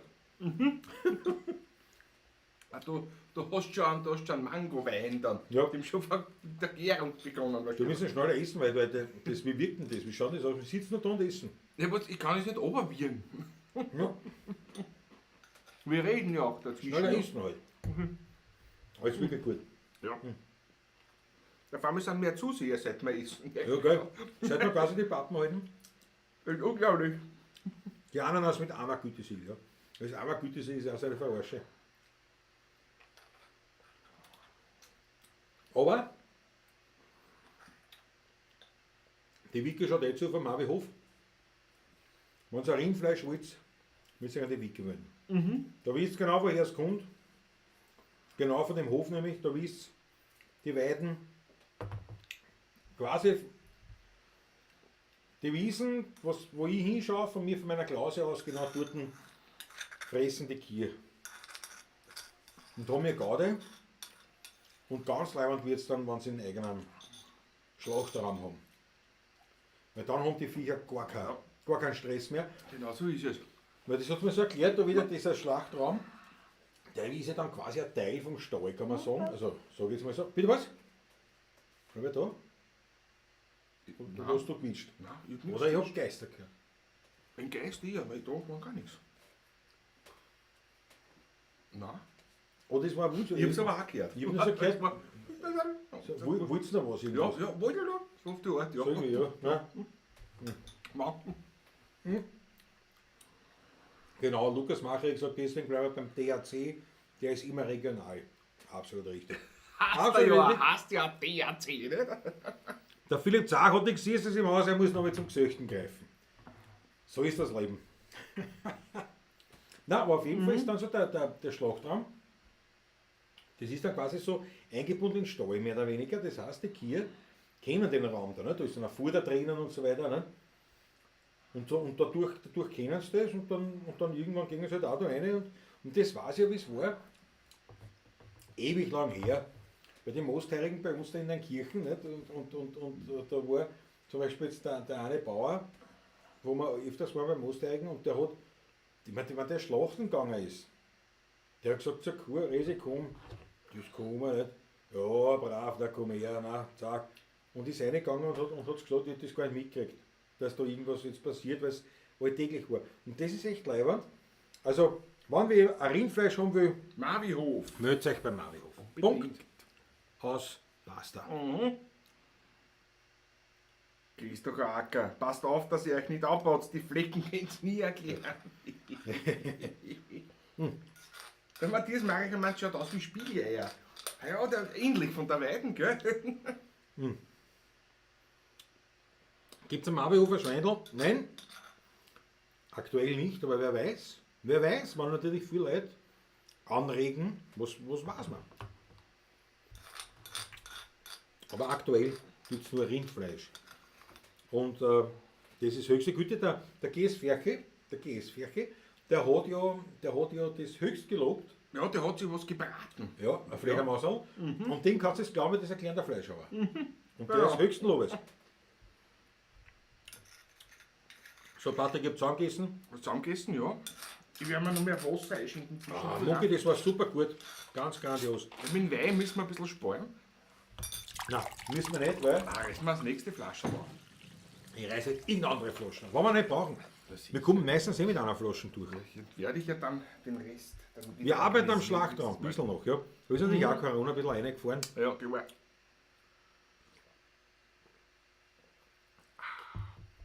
Jetzt habe ich in Solidarität mit dir zum Wasser hingegriffen. Da bin ich jetzt aber weggeschreckt. Jetzt hat sie am gleich alles zusammenzahlt, gell? Jetzt hat mich aber weggeschreckt. Nachdem wir jetzt gestern haben, werden wir ein bisschen was Instrumentales haben wir Was zwischendurch. ist damit alles? Jetzt greife ich extra, nachdem wir da einige die steirische Harmonika auch spielen, Zach Philipp zum Beispiel, Andreas Christina, der Lukas auch bald wahrscheinlich. Da werden wir ein bisschen was auf der Dinkelschrotmühle zum Besten geben. Jawohl. Sehr altes Instrument schon, ja. Was reißen wir auf? Aber Zwerchfell hochstand ist, ich weiß nicht wieso. Warte, ich nehme noch einen Schluck vom Wein. Weil es war jetzt richtig leibend. Aber ich muss zugeben, es ist natürlich auch es ist wirklich eine bodenlose Frechheit, wenn man da sitzt. Man stellt euch vor, das war in einer Fernsehsendung, war das nie gegangen. Nein, Nicht? völlig Also, unmöglich. Der Gottschalk hat da Wetten, das im Rennen, nicht? Auf einmal kommt sein Scheißl und sagt, erst, ich hab da ein Jasenblatt gemacht, ist lieb, ja. Wobei Nein. beim Harald Schmidt war es schon wieder gegangen. Da war schon gegangen. Da wäre es Satire Da hat er gewesen. sogar schon Da gemacht. wäre es Da hat Satire er sogar gewesen. schon Wir meinen Brezel es ja gegessen, ernst. was weiß ich, was weiß ich. Wir meinen es ja ernst. Bei uns ist ja keine Satire. Das ist ja, bei uns ist ernst. Bei uns ist es so wie es ist. Das ist das Schöne. So, ich bin im Anschlag. Bist du im Anschlag? Voll Gas geben wir so. Bitte. Ja.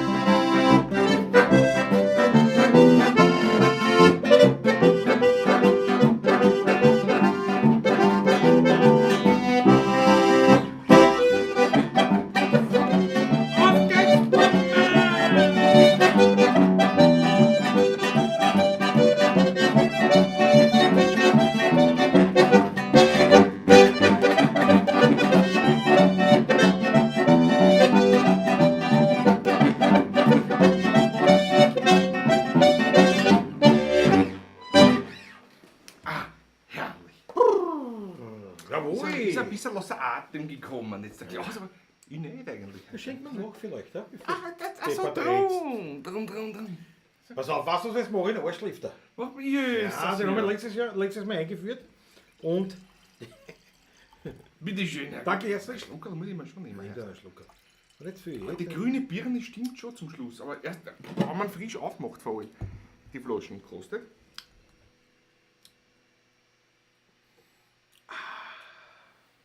Wir müssen schneller trinken, weil er warm wird. Ja, den hätten wir wieder einstellen sie in den Kühlschrank. Ein Kochgas ist schon fast. Na, so schlimm ist nicht, weil Grüne ich Birne, aber grüne Birne ist schon weg. Was sagt der Philipp Zach? Haben wir vor kurzem eine Schrammelharmonika auch gekauft. Die braucht aber ein bisschen handwerkliche Liebe. Da wollen wir ein Spiel konsultieren müssen. Ja, das wirst du, ja genau, da wirst du zum Ernsteln zu mir mitkommen, dann werden wir uns die einmal anschauen. Genau so ist es, ja. Schauen wir uns an, natürlich, Philipp. Na klar. Na schaut, der Rudi Korbes fragt dich, Ja, ob du mit- steirische ohne ohne Daumen, Daumen, ja.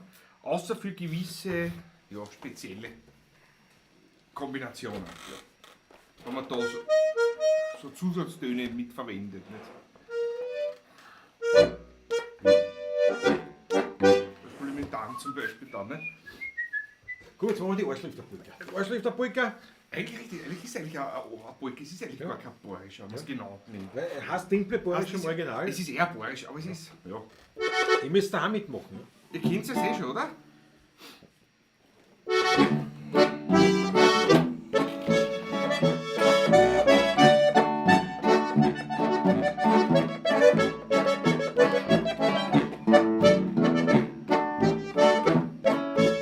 Sie ist erst. Reste zusammen.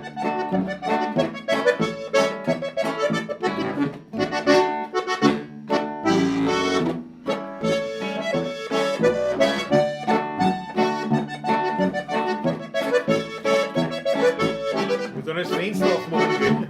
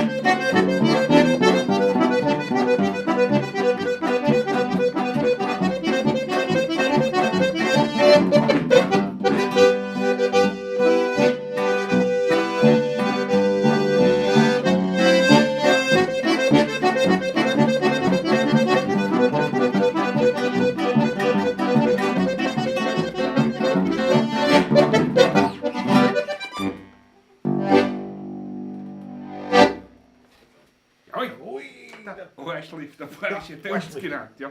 Wir nennen ihn Arschliften. Schöne Nummer. Schöne Nummer, ja, passt. Puh. Aber jetzt haben wir ein bisschen War verdaut, die anstrengend. Doppelgänger. War Und da kommen anstrengend. die Kommentare, die Ochteln rein von euch. Ja.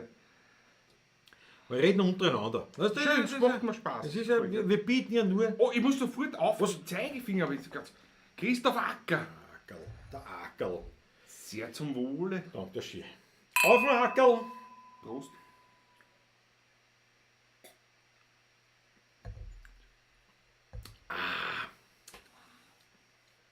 Ich will das nur sagen, bei der Gitarre da, habe ich jetzt ganz allein von selber die Seiten gewechselt.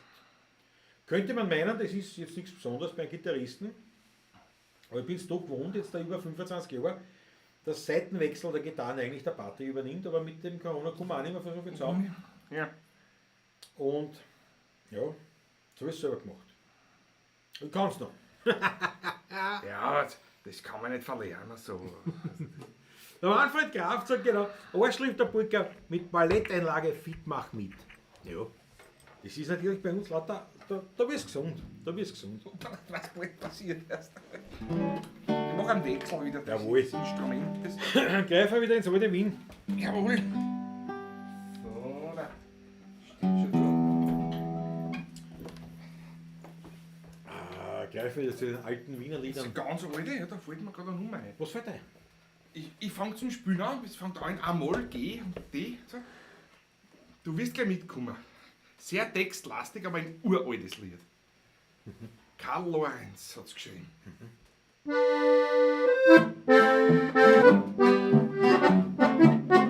hoffentlich kennen wir das. Ja, wenn wir unser Wehren betracht, da war's kein Wunder, wenn man lacht. Der Unterschied gegen frühere Zeit, da waren's halt nur ganz andere Leute. Am Kirchtag drunter am Schottenfeld, da hat's noch immer Silbergeld. Die 20er, die sind umgeflogen, die haben sich bogen. Ein Bachhändel, ein golden Wein, hat auf kein Tisch nicht gefällt. Doch schaut mal heim, wie's zugeht, da drunter am Schottenfeld. Die reichsten Leute haben Grille gemacht, Fabriken zugesperrt über die Nacht, wo die Weber gewebt haben Seidenschein, steht einfach so zusammen her. Von Bachhändeln ist längst keine Spur, heute schlägt da jeder hinterm Tor. A gesöchte Blunzen, das alles hält. Die Leute haben zu wenig Geld. Ja, ein Frettis auf der Welt. Ja, ein Frettis, die Leute haben zu wenig Geld. Aber einer noch einen neuen Schlag, wie es einmal war, kommt keiner noch. Eine Kernfigur mit Stöbenhand, her noch der Schnitt vom Sonntagskant. Am Kipfer ein Zylinder drum, noch links ein bisschen Viereck schon. Das Manchester-Eckerl Hosen gestellt, a Pfeffen hat nicht gefällt. So war der Werner Bürgersermann nicht stolz, nicht übertrieben. Doch schaut mal heut den Nachwuchs an, was ist uns übrig blieb. A Giegel mit einem Trarerhut, die Gestalt die reinste Missgeburt. An Stiefeln keine Absitz dran, das Gewandel haben's vom Tandler an. Das ist so dünn wie Flusspapier, im Sog sind's miteinander stier. Zum Auftragen jedes Masel fällt, die Leute haben zu wenig Geld. Ja, ein Frettis auf der Welt. Ja, ein Frettis, die Leute haben zu wenig Geld.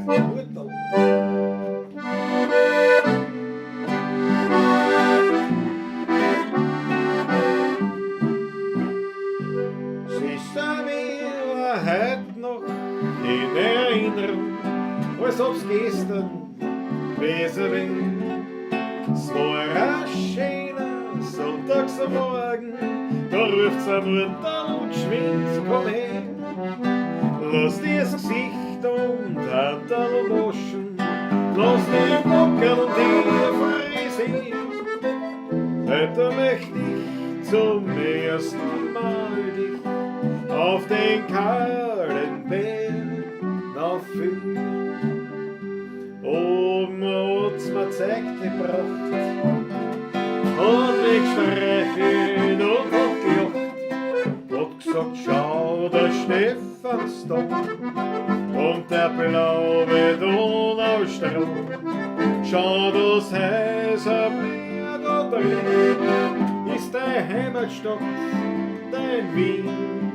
Bleib stets treu dem schönen Ort. Ich hab geholt arme Wort. Meine Mutter war eine Wienerin, drum hab ich viel so gern. Sie weiß dem Leben, wie die Liebe hat ging, zu meinem einzigen goldenen Weg. Meine Mutter war eine Wienerin, drum hab ich viel so gern. Sie weiß dem Leben, wie die Liebe hat ging, zu meinem einzigen goldenen Weg. Vor 20, 30 Jahren, da hat am Kier doch noch ein Blick. Da hat's uns nix wie Sabelbulm und Sabeltern und Geh. Und uns wo tanzt und den Strand, das war ein gewisser Frei. Ja, sehst, das waren halt da zum Eis, noch kehren geht's um den Leib. Wann der Resi Kattel gesungen und es war ein gewisser Pflanz. Ecke, Tanz und Lieder, wo man von den Dämel gewandt. Der Icke, Pepe, Karl und der Franzl, alle drei. Ja, Hans, wo tanzt und gestrampft, da waren wir gleich dabei.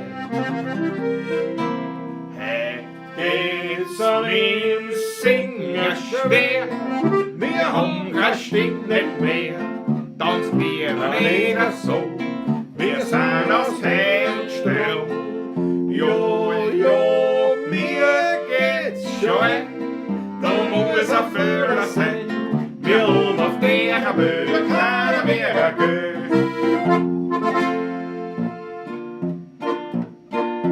Fisch muss gehen, sonst hat das Leben keinen Wert nicht. Fisch muss gehen, der Mensch ist doch kein Pferd nicht. Sei's nicht fahr, het muss ein Schlimmer rein. Oder du, da kommt das letzte Kirschrohr.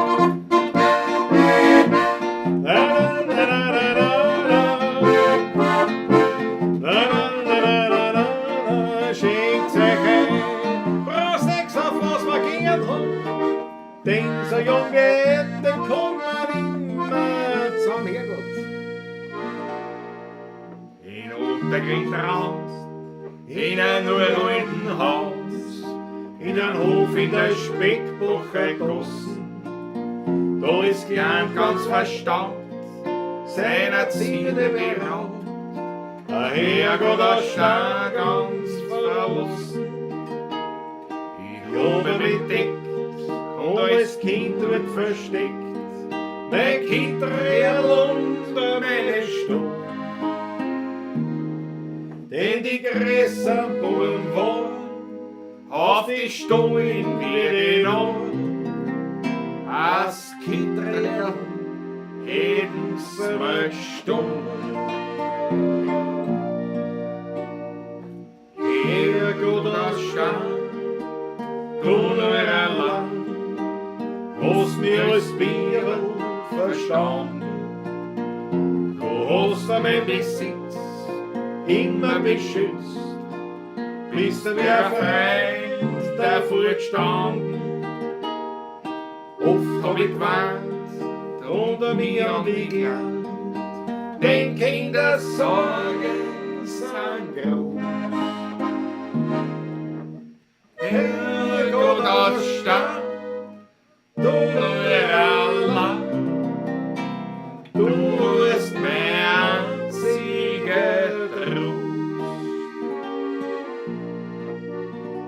Ja, das ist schon lang her, von dem Haus steht nix mehr. Und Ottergrin hat sich verändert. Heut wird überall gebaut, alles Heuliges am Haus. Auch die Menschen, die haben sich geändert. Ich fahr öfters noch raus, denn meine Mutter wohnt raus. Und wie es so hingeht zu ihm, da liegt ganz verlassen, zerschlagen auf der Straße. Mein Steiner Herrgott vor mir.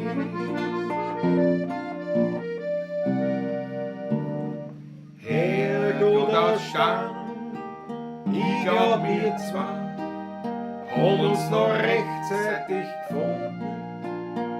Du hast mein Besitz immer beschützt, bin dir als Freund stets verbunden. Ich trug die Hand und pick dich zusammen, sind deine Schmerzen auch groß. Herrgott aus Stahl, du nur allein, du bist mein einziger Trost.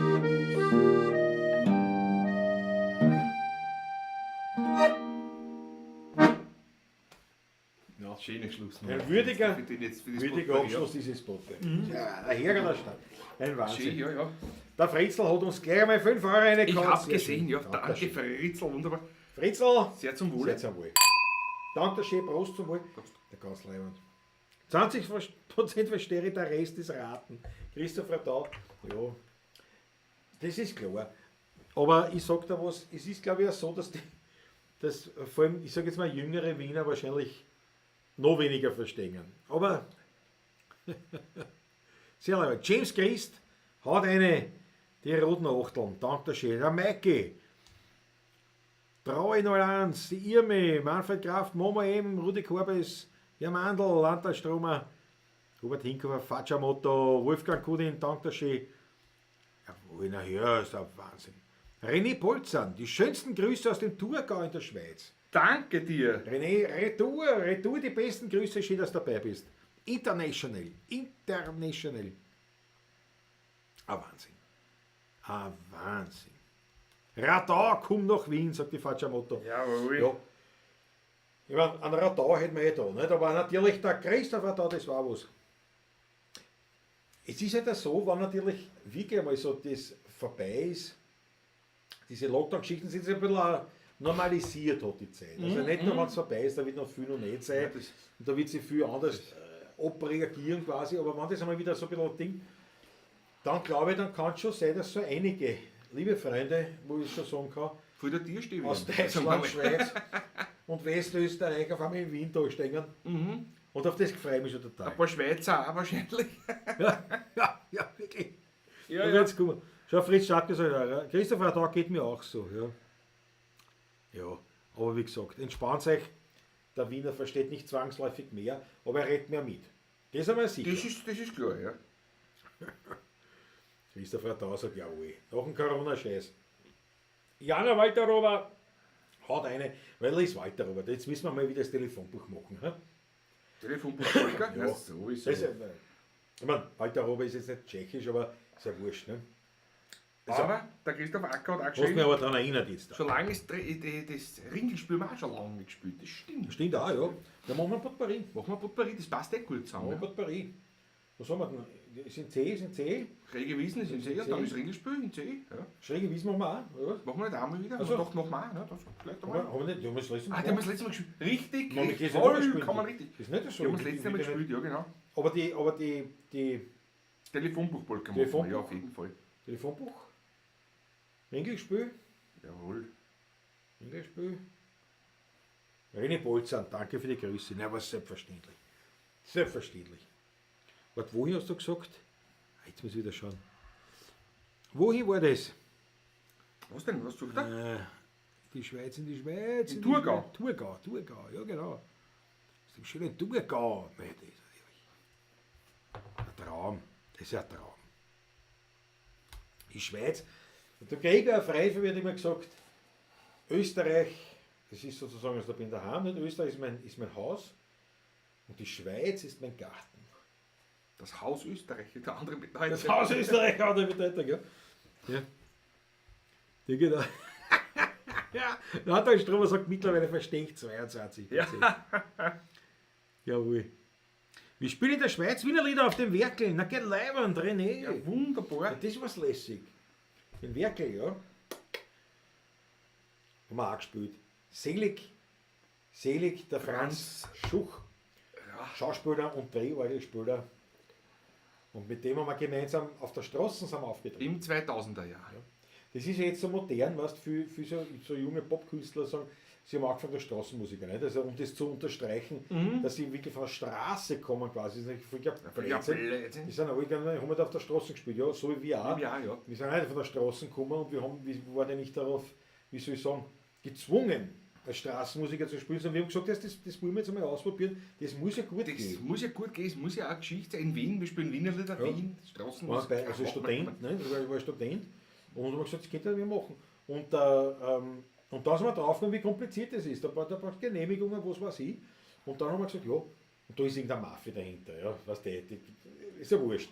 Dann haben wir gesagt, da kriegst du nicht gescheit, nicht für einen ordentlichen Platz, weil du musst schon, wenn du irgendwo am Arsch der Welt hinter der dritten Ecken, wo der Hund Hundsballs nicht spielen. Nicht? Das musst schon irgendwo dort, wo man die sieht, oder wo halt Leute sind. Nicht? Das muss schon beim Haas im Arsch und der Stephansdom vor dir Genau, zum Beispiel genau. so immer Das gespielt ist haben. aber- Das hat einen Sinn. Weißt du? Nein, wir sind dann zum Bezirksvorsteher und gesagt, ruhig zu, also wie man bei sie, aber sinngemäß, ne? Ich habe gesagt, ruhig zu, das kann sich nicht sein, da müssen wir so Karten lesen und da muss ganz in der Früh hinkommen, dass da für die Wochen oder für die Monate, ich weiß ob es heute noch so ist. Keine Ahnung, wie das heute ist. Ja, Aber aber das ist im Jahr, was sagst du jetzt, im 2000er Jahr, also und das hast du nur wöchentlich gekriegt. Ah, Das ist nur wöchentlich oder wöchentlich. monatlich? Wöchentlich war ja. das.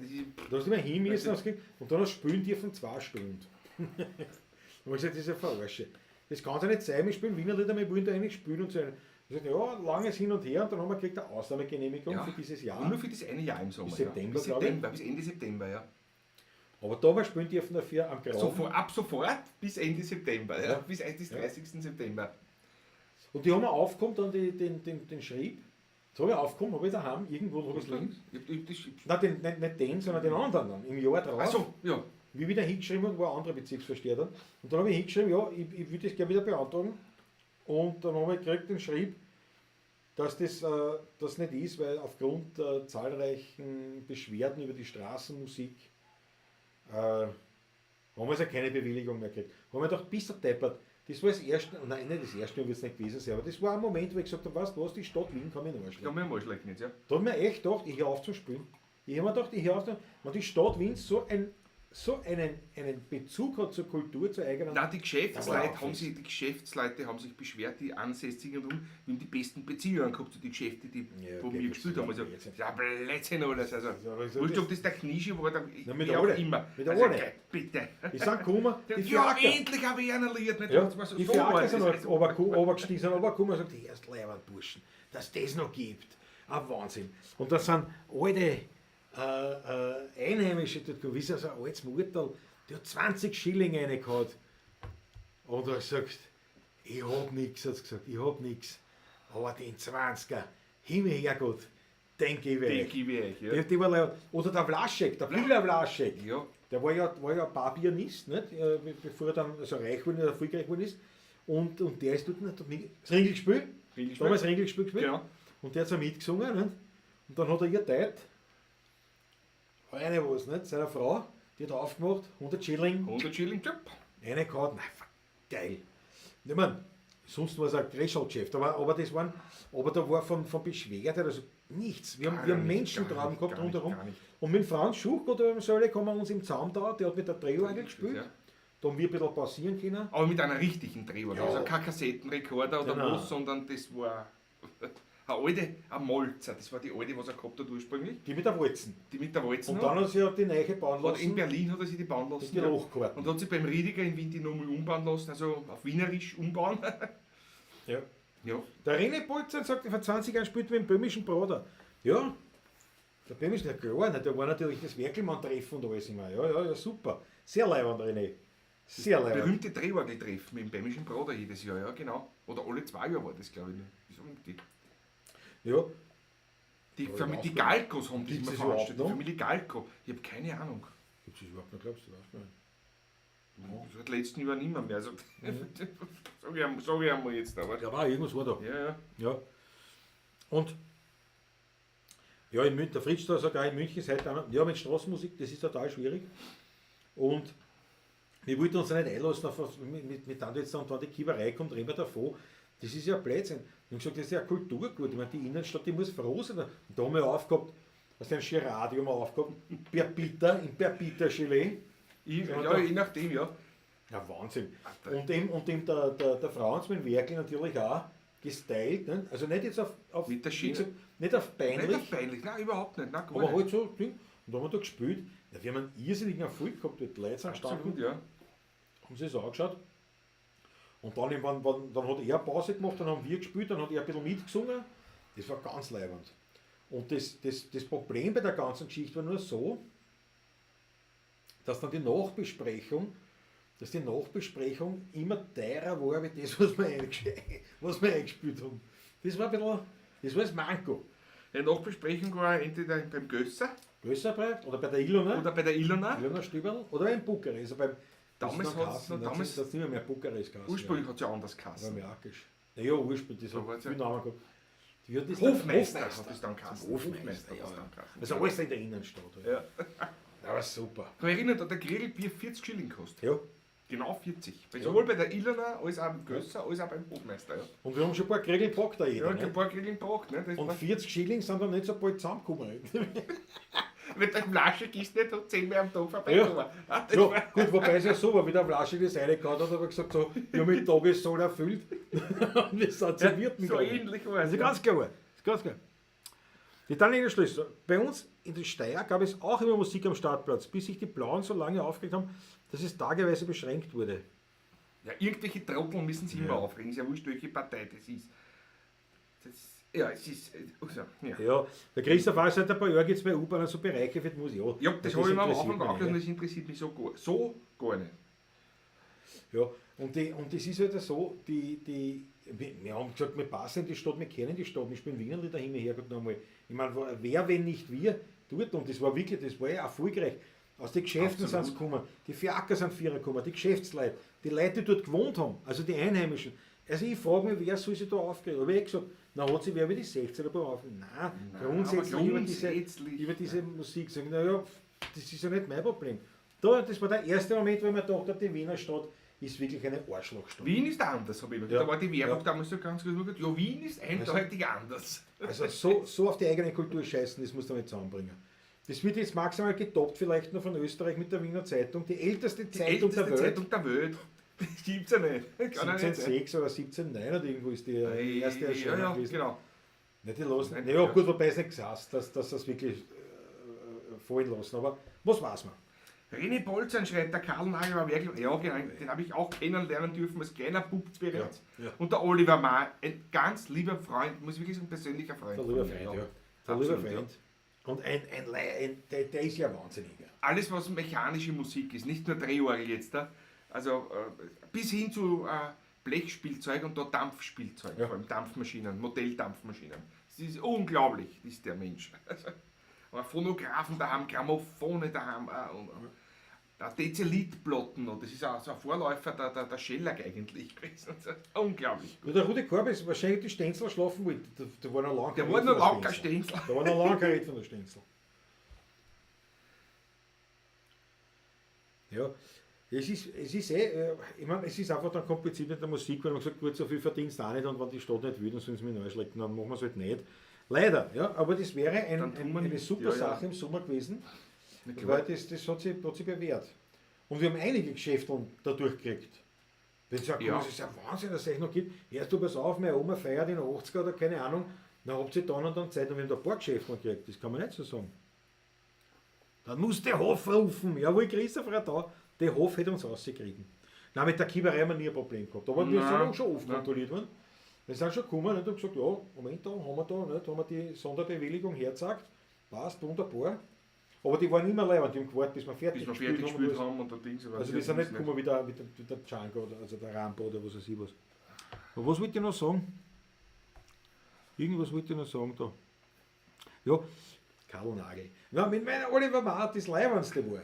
Das Leibendste war Schrammelklang Festival, weiß ich nicht wann. Ein paar Jährchen her. Ja. Leider zur sehr, sehr späten Uhrzeit, aber das war echt lässig. DJ Oliver Maar. Und zwar hat er gehabt dort auf der Bühne 5 Grammophone. noch mehr. Oder 7. 2, 4, 6, ja, 7 oder 7 8. was. Ja, ja, ich Aber es war so der ja. Tisch und ich glaube jede Seite 2. Alte Grammophone, ganz alte, und dann sind die Mikrofone von oben runter und haben das so aufgenommen. Und er hat nicht nur aufgelegt, so Shellax und so, sondern hat dazu halt geredet, nicht, und angesagt und was ist, und hat dort kurbelt, nicht, das Grammophon wieder anwerfen, nicht, die ganzen Grammophone, die er selber wieder herkriegt gehabt, dass sie überhaupt funktionieren. Und also ein Wahnsinn, das ist wirklich ein Narr in diesen Gebieten. Im positiven Sinne. Positiv. Und dann hat er da also die Musik aufgelegt, diese alten Shellacks und dazu ein bisschen was plaudert. Das war eines der geilsten Programme, die ich gesehen habe. Absolut. Das war viel leider. Absolut. Leider sehr spät. Weil dann schon Bei der einen Platten, wo der Gerhard Bronner als junger Bub quasi als Pianist. als Pianist dabei war, zu sagen. Also großartig. Das hat noch keiner kennt, aber der war dort halt schon als Begleitmusiker am Piano. Und was mir beim Oliver Maar gefällt auf der Drehorgel zum Beispiel, er behält die historischen Sachen, die er hat, alle die ganzen gestanzten Sachen, werden alle gespielt und er bringt aber auch, so wie das immer war als Drehorgelspieler, die Musik der Zeit auf das Ja. Instrument drauf. Ich finde das großartig. Absolut. Die ganzen Sachen des ausgehenden 20. Jahrhunderts und des 21. Jahrhunderts sind immer wieder Sachen draus aus den Top 10 Ja, auch. er bis komponiert heute. ja sogar. Er komponiert das selber. Da hat er die Lochkarten, ne, die tut er selber stein. Jetzt selber. Wahnsinn. Wahnsinn. Absolut leid. Also wenn ihr die Möglichkeit habt, Star Wars und Corona- was weiß ich was, Melodie Ja, alles. gibt es auf der Mission Drehorgel und so. Impossible. Mission Impossible und so Sachen. Ja, ja. Und es ist ja so, das habe ich jedes Mal erlebt. Wir sind nicht oft, aber hin und wieder sind wir gemeinsam auftreten. Im Sinne von, das war halt ein Festival oder das waren, also wir sind nicht gemeinsam auftreten, weil wir gemeinsam ein Programm gemacht haben, sondern weil das halt ein Abend oder eine Bühne war mit mehreren Künstlern. Und unter anderem mit Oliver. Und ich habe jedes Mal die Erfahrung gemacht, dass die Leute gesagt haben, na servus, jetzt kommt dann die Drehorgelmusik. Na, Da was war soll das jetzt, sein, da, ne? schon gehört, da kommt der Leiermann Jetzt jetzt. kommt der Leiermann, ja, das wird Fahrt. Ne? Das wird Fahrt. Und jedes Mal war es auch so, dass die alle nachher gesagt haben, das war jetzt geil. Ich meine, ich habe fast immer gestört, weil man dachte, das Leibendste war mir an dem Abend, aber es war meistens gesagt, also der Werkelmann, der Oliver, das war das Leibendste. Weil der so das unterhaltsam bringt und gut bringt. Und auch die Geschichten dazu weiß, nicht? Also Ja, zu erzählen. alles. Also Von der bitte, Musik, von den Instrumenten und so weiter. Ja, es ist einfach. merkt euch den Oliver mal und sucht den und schaut mal, der was spielt. Seid dabei. Glaubt mir, das hat mit Drehorgel, wie ihr das vorstellt, das hat nichts mit dem zu tun, das ist echt unterhaltsam. So, die Weidke sagt, mein Schwiegervater macht auch Volksmusik, aber aus Nordrhein-Westfalen, naja, das ist ja Leihwand. Das ist Leihwand. Hast du heute noch die Löffel daraus? Nein, Nein, halt nicht. ich glaube nicht. Vielleicht nicht. Vielleicht dann, ja. Der Schottenfeldermarsch wäre was. Erich Zieb vom Radio Wiener und Michael Berfel habe ich im Café Franzl in Romanshorn gespielt. Ja. Der Karl Busch ist da, gehen wir anfangen. Servus, Karl. Ja, nein, Schottenfeldermarsch, den kann ich Ich habe nicht. zu lange schon nicht gespielt. Den kann ich jetzt nicht. Nein, den bringe ich nicht zusammen. Das will ich jetzt nicht, nein. Aber wir haben jetzt da einige auf. Was haben wir gesagt alles? Boah. Wir fangen an mit dem tschechischen Wiener Lied. Ja. Und das Regelspiel müssen wir machen. Und das Regelspiel machen wir gleich Für den drauf. Vlaschek. Für den Schön Vlaschek. Vlaschek und für Christoph Acker. Jawohl. Also, ja, aber dann machen wir, das auf Telefonbuch, machen wir nur 2 Strophen. Machen wir 2 Strophen. Machen wir Ja, 2 genau. Strophen Telefonbuch. Dann machen wir Das Regelspiel, ja. Regelspiel. Was machen wir dann? Was haben wir dann? Ach, das war schon lange schon wieder drinnen. Das haben wir auch schon lange nicht gespielt. Aber wie geht denn das? Fix noch, ich bin der Deppert. Gib mir einen Kontext. Gestern habe ich gesungen, Drum vom Rathaus, der eiserne Mann ist die zweite Strophe. Gestern habe ich der Elisabeth vorgesungen. Das habe ich schon lange nicht gespielt. Meine Frau am Ostersonntag in der Früh, wie ich munter geworden bin im Bett, habe ich das Lied vorgesungen. Also es war sehr romantisch Ja. eigentlich. gell? Ist das nicht das, wir haben schon eine Möwen? Ist das das? Ja, genau, wir haben schon die Möwen. Ja. Müssen wir mit Nein, dem verstanden? nein, Aber- bitte, es fragen mich. Jetzt lernen 3 Weiber. Rauf. Ja, das ist eine Strophe, ja. Und die zweite ist dann die mit drinnen im Parlament. Da Ja, geht's los, das- das ist die zweite Strophe. Das ist die dritte, letzte, da gibt es ja noch eine. Gibt es noch eine? Das sind 3 Strophen, glaube ich. Was haben das? 3 oder 4 sogar. Ich habe nur mal die 2 gewusst.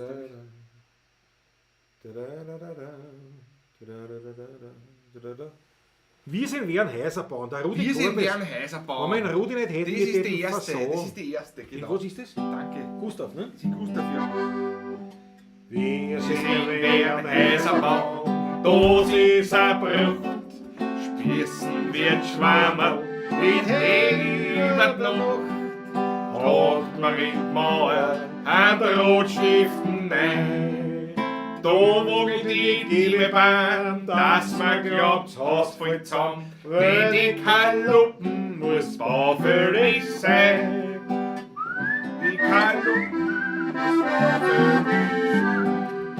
Ich spüre was ganz was Ich anderes. hab mir auch gerade gedacht, aber es macht nichts. Jetzt lernen Weiber Radl fahren, bei uns da in Wehren. Der Mann führt die Hauswirtschaft, das ist modern.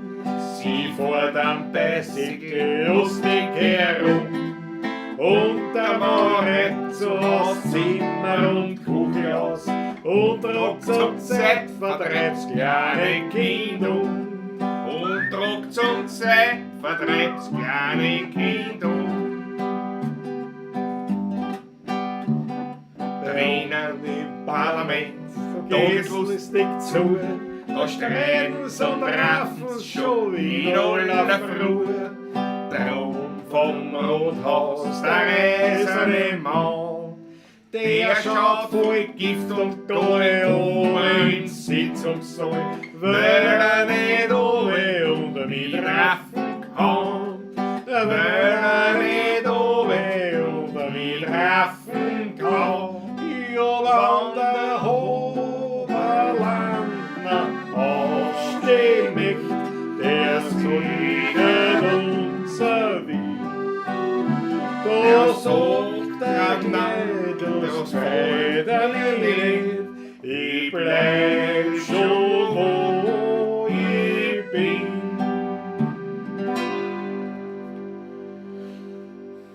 Schön ist so ein Ringgespiel, das ist ein Ritz und kostet viel. Damit auch der kleine Mann sich keine Freude lässt begann. Immer wieder vorweg und ran sie da am selben Fleck. Man kann sagen, was man will, aber schön so ein Ringgespiel. Der Herr Franz ganz diskret mit seinem Flirt im Bruder geht. Er ist zwar ein Ehemann, doch was liegt er dran? Mit Gaudet und Bahö vor die beiden Karussell. Plötzlich sagt sie Franzl, schau, ist das nicht die Frau? Aber ja, sagt er, fix laut und stehen, mit dem Zimmer her.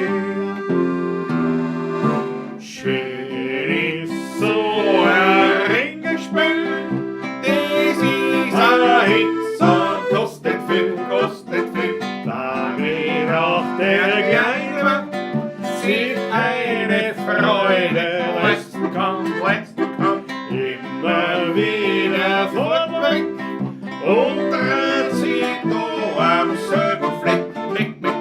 Man kann sagen, was man will, aber schön so ein Ringgespiel.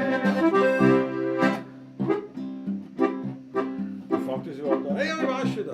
Ich sitze gern im Wirtshaus, am wirtshäuslichen Herd. Da sitz ich wie beim Wirtshaus und werde nicht gestört. Der Wein wird schon älter, in meine Kehle fällt er, der Kaltere wird kälter, so wie es sich gehört. Ich lese nicht in Journalen, ich red mit keiner Frau. Für die misst ich noch Zahlen, dazu bin ich zu schlau. Wenn ich Inspiration such, Gesellschaftsliaison such, lese ich das Telefonbuch, da finde ich das genau. Weil ohne meine Freien steht drin, und zwar auf Seite V. Wandrak, Wortel, Wipplerstill, Wolte, Quotze, Wimmlerdill, Jora, Vrabel, Fruttelek, Giga, Schwarze, Wichnerlek, Frecker, Frba, Wikotil, Frablit, Schmutze, Viskocill, Wochenetschka, Vuglitsch, Vrtatko, Vukesirovic, Vorak, Vondro, Volicek, Voralek, Vrtlotroppe, wo sind die Leck, Fredis Mosterek. Vrtalana, Viplacilla, Vrzala, Vislacil, Votvodipka, Vitchesai, Vratstil, Vrana, Frobitski, Vrobetski, Vradek.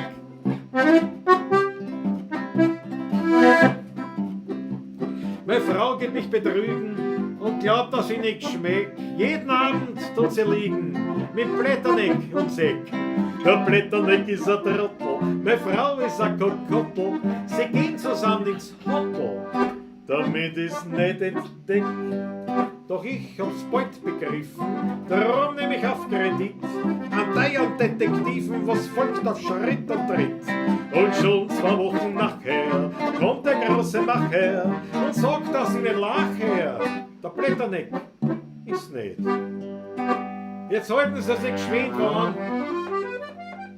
Ihre Frau betrügt sie mit Wondrag, Wortel, Wipplerschild, Heute, Quotze, Wimmlertil, Jura, Frabel, Vrtele, Wigler, Schwarze, Wichterle, Frecker, Früber, Wikotil, Frablitsch, Schmutze, Wiskatschil, Wochenetschka, Vuklitsch, Vrtatko und Vukasinovic, Wora, Wondra, Walicek, den Wora, Leger, was ich mit dem Vrtl, Watra, was Sedlek, Verinis, Mostarek, Vrtalana, Wipplerschil, Vrtzalana, Vistachil, Votvadipka, Vitchesai, Vratstel, Vrana, Frobitski, Vradek, Wowierka, Weblek, Wobajka, Wobelka, Wojtek, Weg. So schaut's aus. Die Nummer ist nicht leicht, Melli. Nein, schau, schon wieder länger nicht gespielt. Vom Jazzland was? Franz M. vom Jazzland gekommen. Also da war nur online gewesen. Also wird oder? online was gewesen sein, ja. Der Nick Malter. Ich bin's, der 17 Spritzer Schaffner Niki auch dabei. Servus, grüß dich, Niki. Ja, Habe die Ehre. das ist natürlich eine große Freude. Eine große Freude. Das war ja Eine schöne legendär Erinnerung. damals. Es war wirklich legendär. Und ich bin überzeugt, dass es mehr als 17 Spritzer war. Mit Schau, dann denke ich. Eine ganz großartige, ne, und da müssen wir es natürlich aufwärmen. Jetzt müssen wir es aufwärmen. Die Geschichte. Wir nennen ihn nicht beim Namen, sondern bleiben bei Nick Malter. Was? Nick Malter? Wir bleiben bei Nick Malter, aber jeder Ja. Nick Malter hat leider nur an was? Am Burgenländer. Burgenländischen Wösch, naja. Also nicht Nicht du. Ein Wösch, Riesling. Siehst du, Wöschriesling haben wir in dem Sechser nicht dabei. Gibt es auch vom Adi übrigens. Oh, gibt's auch. Jetzt kommt alles. Ich freue mich auf den Rodenseer schon beim Adi, muss ich sagen. Den wir haben. Ja, ich weiß gar nicht, wann der Der dran zweite, ist. ich glaube, im Privat Wir haben ja einen Trinkplan. Wir haben einen Trinkplan, ja. Welcher Ja. welcher kommt eigentlich nächstes Mal? Siehst du, ist das eingeblendet? Der Trinkplan? Nein, gell? Beim Ausgeblendet ist er dann. Passt. Also beim Ausblenden sieht man es Ich dann. nehme noch einen Schluckerl jetzt. Ja, Na ja, ich gebe dir lieber einen Schluck. Gut, wir kommen eh schon langsam schon zum Schluss. Ne? nimm dir nur Patrick, nimm dir nur ein Tag. Aber Ja, nimm einen Schluck. aber Nick Malter, das müssen wir nicht erzählen. Haben wir sicher schon erzählt, die Geschichte. Die Geschichte, das sicher. Der Der arme Franz M. kennt es auf jeden Fall. Franz immer live dabei. Franz M. war natürlich dabei, ja. Und der arme Nick hat eigentlich einen ganz harmlosen Sonntag verbringen wollen und war beim Schammelklang Festival eingeteilt sozusagen. Also er wurde gebeten, das zu übernehmen beim Sonderzug von Gmünd nach Litschau, wo das Schammelklang Festival war. Als der Sonderzug mit Dampflok und allem drum und dran, ne? Wunderbar, dass er schön. dort in der alten Schaffneruniform sozusagen durchgeht. Und Nebenbei bemerkt, es hatte 35 Krügel bereits um 9 Uhr Mittag. Ein heißer Sommertag, die Sonne da gekratzt. war mörderisch aus. Aber Mörderisch aus. Wahnsinn. Und wie sie dann ausgestellt haben, das haben nämlich wir total übersehen gehabt, ist, dass wir dann bei der Matinee am Bahnhof, dass wir dort nur spielen haben sollen. Und wir haben im Zug gespielt. Also der Auftrag war, wir spielen im Zug von Gmünd nach Litschau, haben wir da ein bisschen Hetz im Zug. Viel ernsthaft spielen kannst du dort nicht, weil es ja viel zu laut ist, aber eine Garde kannst du schon machen. Nicht? Und das haben wir dann gemacht mit dem zweiten Zug, weil da haben wir dann so stehen, weil es sind ja 2 Gleise, da haben wir uns immer gegenseitig überholt, die zwei, also wir nicht, sondern die 2 Züge. Dann haben wir uns auf einen Viechwaggon aufgehauen und dort gespielt. Die sind ja vorbei, die Japaner haben fotografiert und gespielt und ich habe nichts gehört natürlich, weil ja war alles laut und den Rauch haben wir inhaliert. Naja, und dann waren wir da drüben. Und es war so, Da hat es natürlich gegeben einen Speisewagen, ist ganz klar. Na, selbstverständlich. Also einen Barwagen. Man fährt stundenlang von Gmünd nach Litschau, nicht? Ja, so wird schon eine Stunde sein, nicht? Oder eineinhalb oder was Einer weiß ich Stunde schon. sind wir schon, ja. Und das ist ja so ein Verein, der das macht, ne? Diese Eisenbahnerhaltung da, ne? Das ist natürlich ein Verein. Und der Schankbursch sozusagen, der da mitmacht, war Ottergringer. Einer ist der Präsident der Vereinsvereins. Ja, genau, der hat gesagt, Bursch, da sind wir dabei. Da sind wir dabei. Und na gut, das war jetzt so heiß, jetzt haben wir die dort Spritzer getrunken. Ich glaube, bevor überhaupt der eingekatzt hat im Waggon, haben wir schon ein paar Spritzer, weil es einfach so heiß war. Wir haben die kalten Spritzer runtergeladen. Und unter anderem auch der Schaffner. Nicht? Dann ist irgendwann der Stoppbezieher. Angebrochen oder angerissen. Ja, oder war weg dafür, oder hier, oder was auch immer. Jetzt ist dann der Necke durchgegangen durch den Zug. Der Herr Schon Schaffner. leicht Ding, nicht? Und hat herumgefragt wegen einem Stoppbezieher. Ob er einen Stoppbezieher oder ein Schweizer Taschenmesser hat. Genau. Oder Dergel. Was halt bei den ganzen Japanern tut immer ein bisschen, was wäre das erklärt, was wir wollen. Und die haben nicht gewusst, ist ja wurscht. Also ist zurückgekommen mit einer mit einer Öffner, das heißt, es ist weiter getrunken worden. Und naja, das war dann schon verdammt viel. Also wir haben da schon alle einen Murzelnrausch gehabt. Der arme Niki in der Schaffner-Uniform angezogen. Wir sind dann reingefahren da auf Litschau. In den Bahnhof eingefahren und natürlich nach gewisser Fahrzeit und nach gewissem Konsum der Getränke hat sich in der Blase ein gewisser Druck aufgebaut gehabt. Das war das andere Mal. Das war nicht das andere, ja, war das nicht da? Das weiß ich, weil es wollte ich auch schon sagen, es war das andere Mal. Oh, Entschuldigung. Das ist 3-4 Jahre später, 5 Jahre später. Das war beim zweiten Ja. Mal, wie wir das da gefahren sind. Weil da sind wir nachher, weil an dem Tag war das Wesentliche noch, wir waren wirklich alle rauschig schon. Der Nick schreibt aber der Barwagenwirt war super, hat uns liebenswürdigst unterstützt. Ja, das muss man sagen. Das muss man sagen, hat sich echt um uns gekümmert. Und ich meine, es war jetzt so, der Nick war der Schaffner-Uniform in Kappe, ich meine, dem war ja echt noch brutal heiß auch noch. Und wir haben da reingeladen. Und wirklich schon ordentlich nennen wir es das Kind beim Namen, wir haben angesoffen Ja, wie die Rade angesoffen. und sind dort angekommen am Bahnhof, ja, um halb Wollen 12, wir es nicht 12. schön reden? Ja, nein, das hat keinen Sinn. Wir sind dort angekommen und ja, denken wir uns, ja, geschafft, ja, jetzt einmal ein bisschen entspannen, weil am Nachmittag spielen wir wieder dann eben am Festivalgelände, aber jetzt dann wir uns einmal entspannen. Nicht? Und da fahren wir her und nur, was ist Burschen Soundcheck? Nicht? Und was ist Soundcheck? Was heißt Soundcheck? Was ist los? Wie? Und da im Bahnhof, weil da haben wir welche gespielt, da im Bahnhof. Die nicht? Leute, die ist dort gespielt Genau, haben. und dann sagt, nein, spielt sie nachher. Nicht? Ja, wo?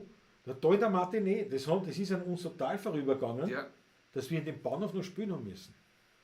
Das war. Man muss sagen, das war auch in der Anfangszeit des Schrammelklang-Festivals, da war mit der Organisation, war Ja, noch, das war noch- machen wir ein bisschen was knapp noch damals, ne? Das war halt auch so. Ne? Das war ein Wahnsinn.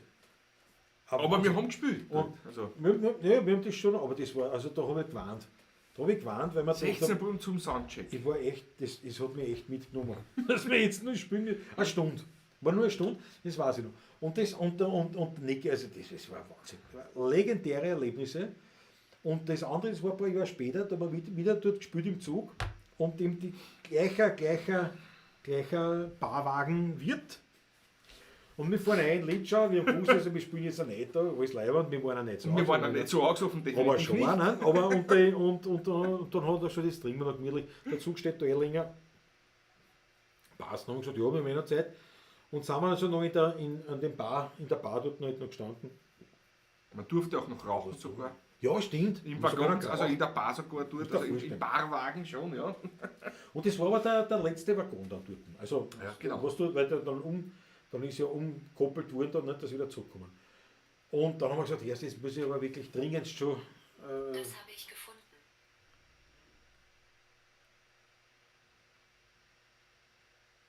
Hallo? Ist da jemand? Das habe ich gefunden. Der Winter naht. Game of Thrones. Frag mich jetzt nicht warum. Was gehört, Niki? Der Winter naht. Da steht's. Game of Thrones. Großartig. Keine Ahnung. Großartig.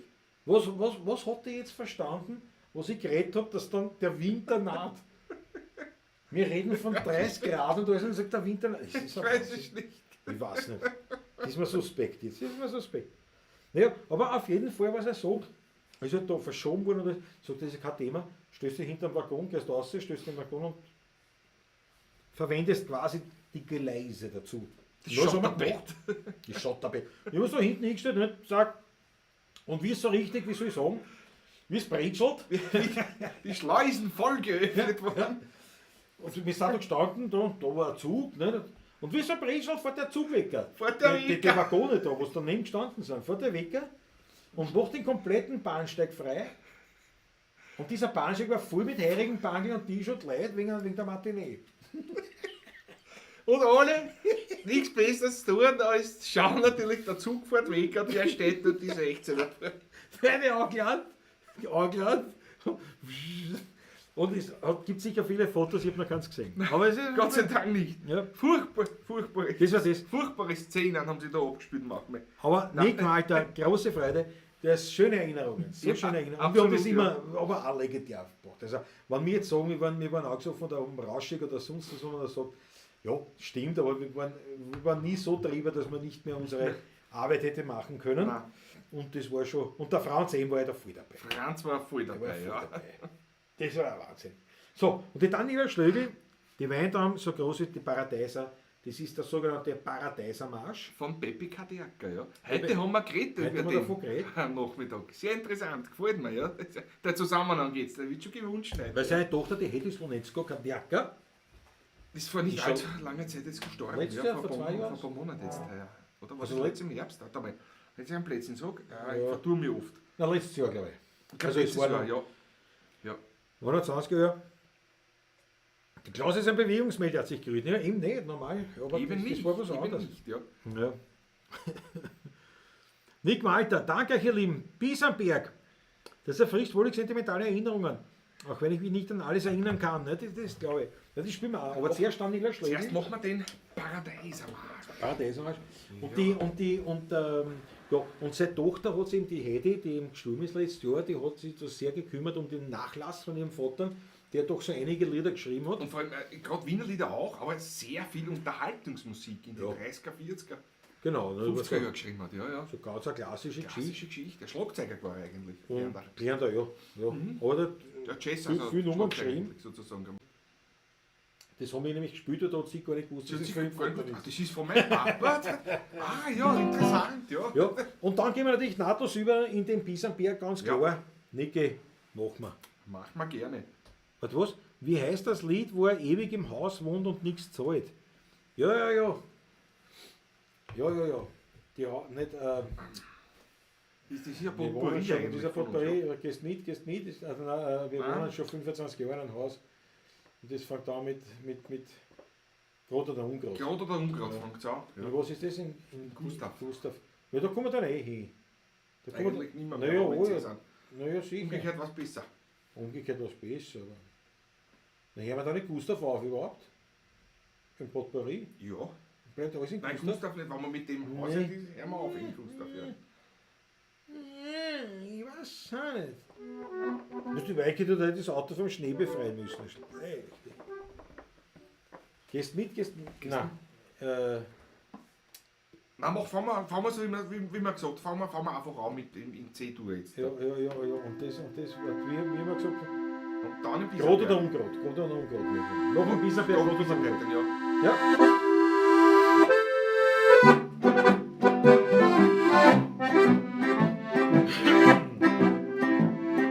Wenn's einem Menschen gut geht, wünscht er sich gleich mehr. Das ist zwar eine Schwäche, aber kann man lernen. Jeder wünscht was anderes in der Fantasie.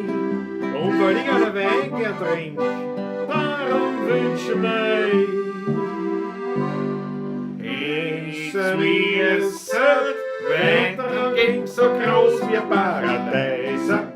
Dazu noch Weinstück, so hoch wie Häuser. Und schon die 4 Liter Glas lauter Pumpen, mit einer Pumpen für den Wein. Und wenn wir gern schrammen her, dem ist noch fix so schnöde werden. Und wenn wir dann jede Woche außerdem 6 am Woche für das nix mehr bei uns im Meer. Schon als kleine Kinder, da haben wir fantasiert, Und am Kopf das alles einmal Wahrheit wird. Hätte so ein Sünder, ja, dass ich es langsam ein. Manches wäre gar wunderschön, doch es kann nicht sein. Es wisset, wenn der Raum ging so groß wie Paradies. Dazu noch ein Stück so hoch wie Häuser. Und statt die 4 Liter Glaser lauter Humpen mit einer bunten für den Wein. Und wenn wir gehen schrammen, die müssen fix auf Stühle werden. Und wenn wir dann jede Woche lassen, die 6 Wochen für uns nix mehr bei uns im Weg. Alle.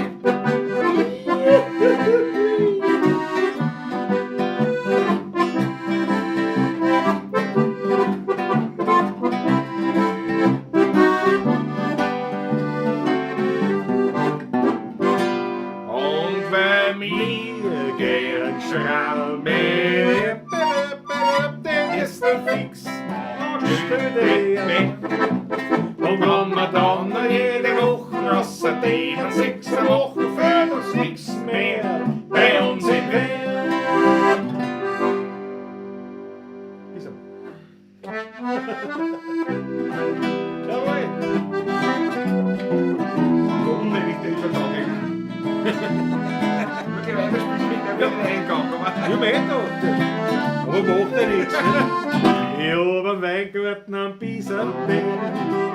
Ich bin dort gern, damit kein Mensch dort steht. Ich schau den Rhein dort beim Wachsen zu. Ja, ich hab dort noch meine Ruhe. In meinem Weingarten am Piesenberg. Dreht sich die Welt noch recht und nicht verkehrt. Man kann die Vogel dort noch singen hören. Und am Himmel da siehst du die höchsten Sterne. Und noch am Regen sich die Wolken erst verzogen. Dann sehe ich über Wien einen großen Regenbogen. In meinem Weingarten am Piesenberg. Das Fleckerl lernt es mir allein nicht gern. Dort wächst, ich sag's ganz nebenbei, das allerbeste Tripfelwein.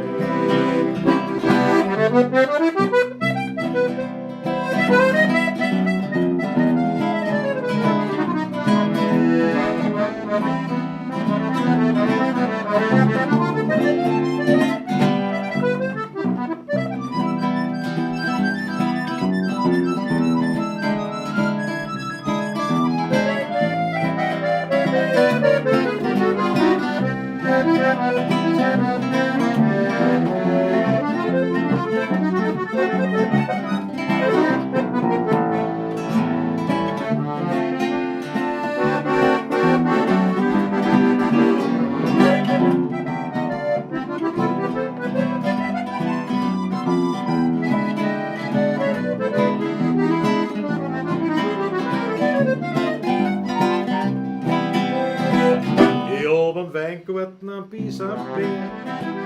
Ich bin dort gern, der mir kein Mensch dort steht.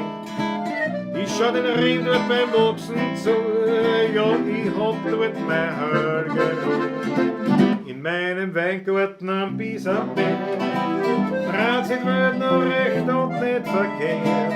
Man kann die Vogel dort noch singen hören. Und am Himmel da siehst du die höchsten Sterne. Und noch am Regen sich die Wolken erst verzogen. Dann sehe ich über Wien einen großen Regenbogen. In meinem Weingarten am Piesenberg. Das Fleckerl, das mir allein nicht gehört. Dort wächst, ich sag's ganz nebenbei, das allerbeste Tripfelwein. Dort wächst, ich sag's ganz nebenbei, das allerbeste Tripfelwein.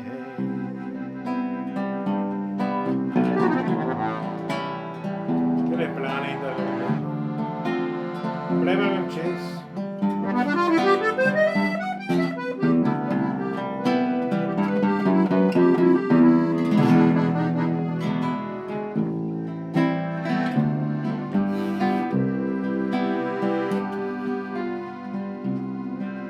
Skyline von Wien.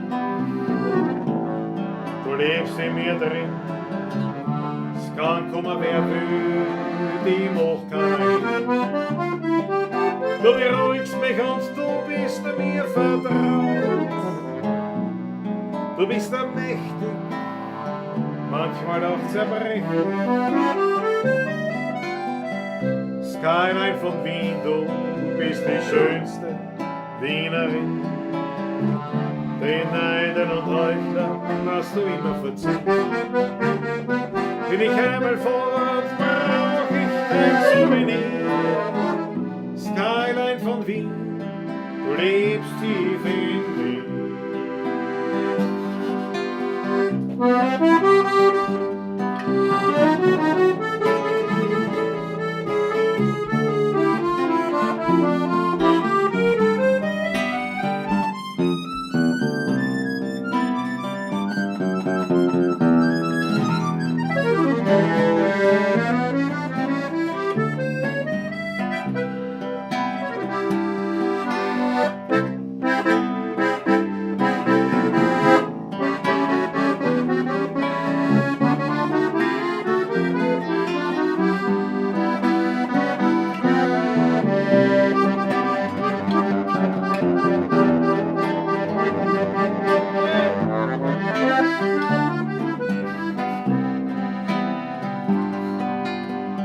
Skyline von Wien,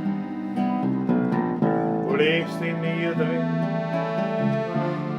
Es kann kommen, wer will, die macht keiner hin. Du beruhigst mich und du bist mir vertraut. Du bist mächtig, manchmal auch zerbrechlich. Skyline von Wien, du bist die schönste Wienerin. Den Neidern und Heuchlern hast du immer verziehen. Bin ich einmal fort, brauch ich kein Souvenir. Skyline von Wien, du lebst tief in mir.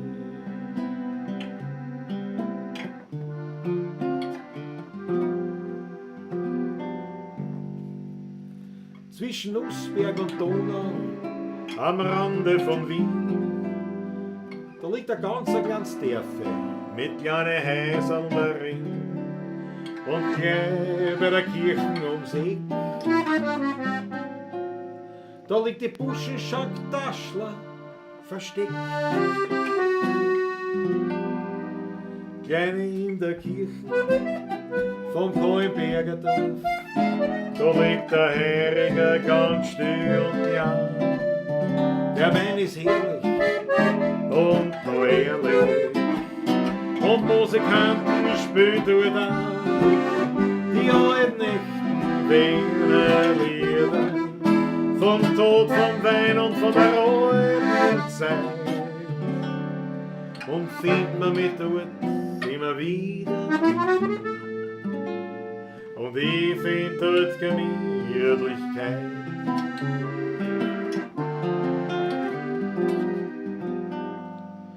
Dort ist noch nichts neu, wird er modernisiert. Vom Essen das Beste findet man dort garantiert. Für Verrosing, Hammer und für Glück liegt der Ring in der Buschenschank Taschler am Rande von Wien. Klein in der Kirche vom Kohlberger Dorf, da liegt der Heriger ganz still und klar. Der Wein ist herrlich und noch ehrlich und Musikanten spielen dort an die alten echten Wiener Lieder vom Tod, vom Wein und von der alten Zeit. Drum findet man mich dort immer wieder und ich find dort Gemütlichkeit. Sag's mir die Gemütlichkeit bitte.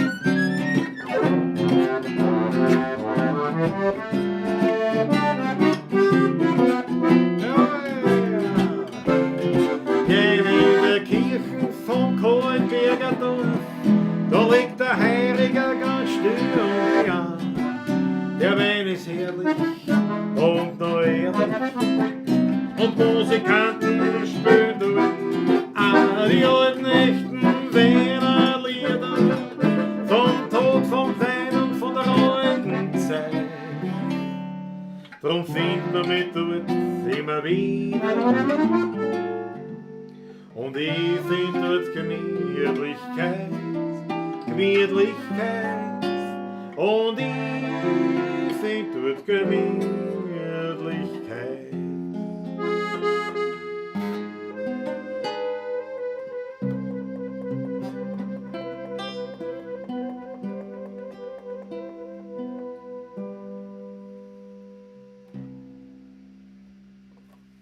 Ja, Maschine Schluss. Ja, dann los. Dann Na, los. dann los, meine Herrschaften. Na, das war Wahnsinn, die Achtel von einer. Wahnsinn. Danke euch, danke euch. Einfach Weltklasse, sagt der Landtagsstromer. Hubert Hinkofer, sagt der Chef. Nick Malter, bravo, super Knopf Solo. Jawohl. Jawohl. Der Mietnomade, auf den haben wir jetzt den haben wir auslassen, gell? Ella Boys, ich chille jetzt mit euch aus. Oliver Grün, einmalig. Jawohl, na gut, dann machen wir jetzt noch einen. Gestern, wie schon.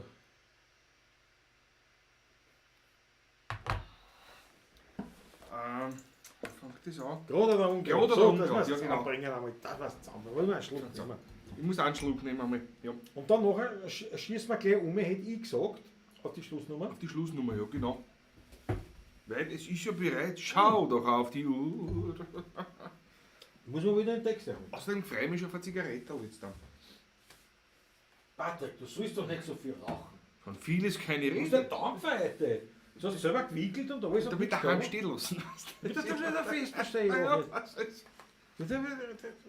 Selber gewickelt oder sein Dampfer. Das ist ein Traum, sage ich euch, das selber gewickelte. Weil der Verbrauch vom Liquid ist so, also wenn du brauchst am Tag 10 Milliliter, 20 Liquid, da geht was weiter. Ja, jetzt was der. Weil die Dampfwolken kommt ja nicht von irgendwo. Was nicht Malta, was? Zufällig ist ja auch mein Psychiater, den ich jede Woche treffe. Ein großer Fan, weil das ist ein gutes Zeichen. Wer? Wer Der ist? Taschler? Na, Sie sind Taschler? Wird doch nicht vielleicht der James sein sogar. Na, der Nick. Na, auch mein Psychiater, haben wir den gleichen vielleicht. Du bist ja kein Psychiater, wir müssen als Psychiater. Der ein großer Fan von uns ist. Ja, da gibt es ja viele. Ist mein Haus- und Leibarzt auch gleichzeitig. Ja, das ist. Ja, wo man halt ein Rezept herkriegt, ne? Ja, genau. Na, der Nick Malter, nein. Na, wem machst du das da? Nicke, wem machst du das? Das ist interessiert. Denk gerade nach. Der Fritz startet mit euch, vergeht die Zeit so schnell. Der Lord Glaubermal ist auch Das dabei. ist schön. Einer andere, ja, seh. Jawohl. Ja. Waldviertel Gin, ja. Straßenans, ja. Aus Rapottenstein, der Waldviertler Gin. Ich glaube, da haben wir eh geredet einmal, ne? Ja, da haben wir mal geredet, genau. Gary 1.0, auch am Start, na Wahnsinn. Geht's zu. Burschen, da geht's zu. So, na pass auf, jetzt müssen wir das aber. Wie geht das jetzt da? Ja. Gehst du? Na. Ja, da runter, jawohl. Grot oder ungrot, der was das Knick hat, der zieht wo rein und alles kehrt sein.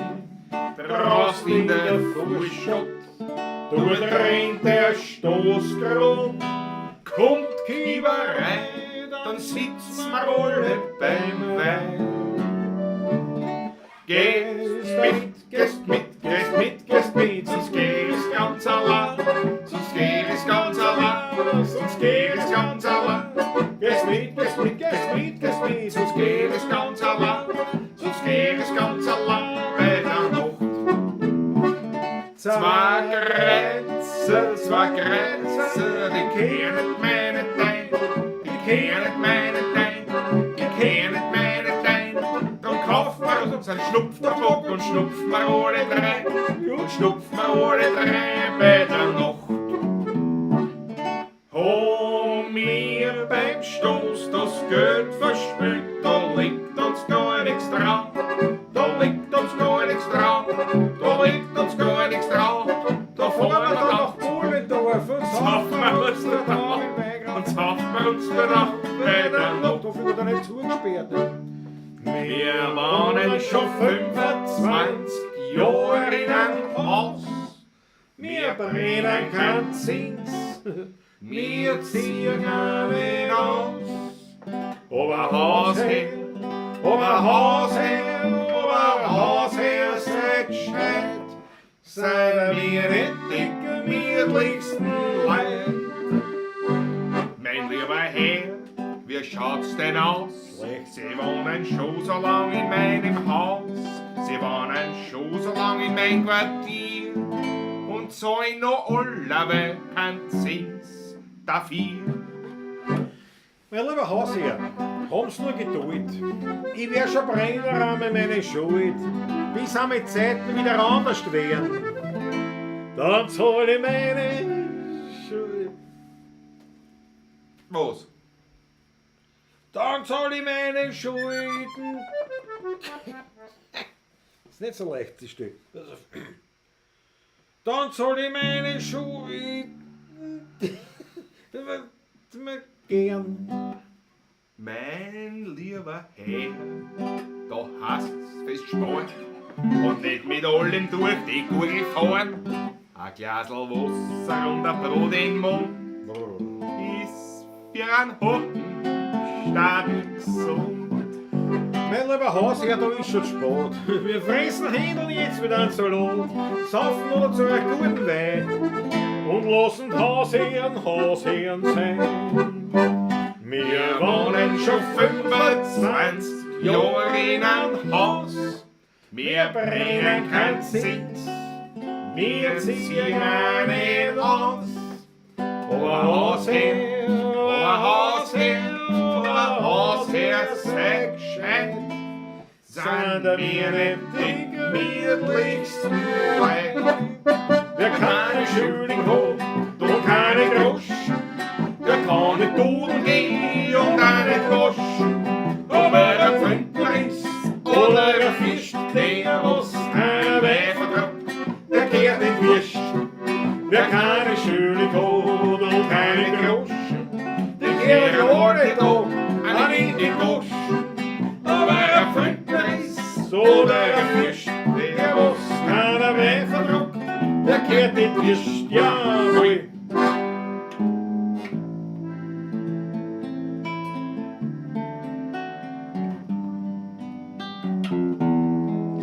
Ja, meine Herrschaft, ich würde sagen, wir werden jetzt ja schon langsam zum Schluss kommen. Also sprich, wir werden aufhören. Und wir sagen herzliches Dankeschön. Und wir freuen uns aufs nächste Mal, wenn wir uns wieder sehen. Das ist spätestens nächsten Montag natürlich. Aber, mit unserem Winzer dauert es da wieder. Mit so einem momentanen. ja, aktuelle Dauer ist der Gast. Die Graf aus Bullendorf, ich freue mich schon drauf. Und auf das danken wir herzlichst. Und ich will nicht vergessen, nächsten Samstag Live-Konzert Ja, mit den 16er Buben aus dem Weinkeller. 18:30 glaube ich schon. Ich glaube 18:30, ja. Live-Konzert und Weinverkostung vom Weinbau Strauch und Weinbau Höfler, Dr. Höfler. Genau. Aber das poste ich natürlich noch überall. Aber bis dahin sagen wir jetzt einmal ein herzliches Dankeschön und pfiat euch gut. Verabschieden uns mit der Nummer das letzte Viertel. Er wird ein Vorschlag. Ein letztes Viertel. Der Abend mit euch war wunderschön. Es hat mich gefreut.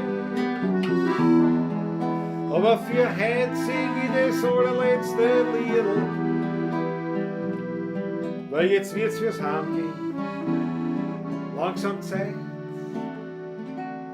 Wir haben viel gesungen und viel gelacht, den Abend miteinander verbracht. Es ist auch gewandert bei manchen Lied. Wir haben was getrunken und haben was gegessen, den Alltag miteinander vergessen, doch sind wir ehrlich, wir werden schon langsam müde. Er wird ein Vorschlag. Ein letztes Viertel. Der Abend mit euch war wunderschön. Es hat mich gefreut. Aber für heute sing ich das allerletzte Lied. Weil jetzt wird's fürs Heimgehen langsam Zeit. wie ich bei meinem letzten Viertel sitz, denk ich an meine blöden Witz, die schönen Wienerlieder und an die Gemütlichkeit. Zuerst haben wir ein paar Stunden gesungen viel, aber gegen End wird's langsam still. Und so hat er jede Stimmung ihre Zeit. Spürst du, oder?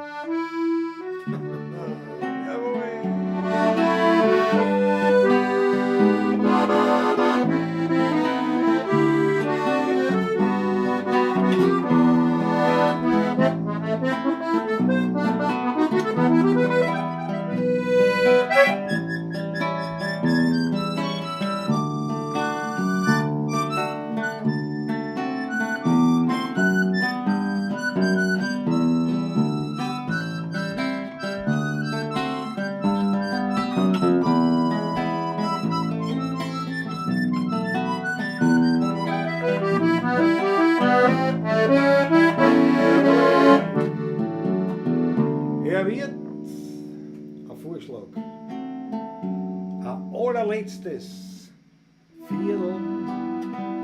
Der Abend mit euch war wunderschön. Es hat mich gefreut, aber für heute ist das allerletzte Lied. Weil jetzt wird's fürs Heimgehen langsam Zeit. Weil jetzt wird's fürs Heimgehen langsam Zeit.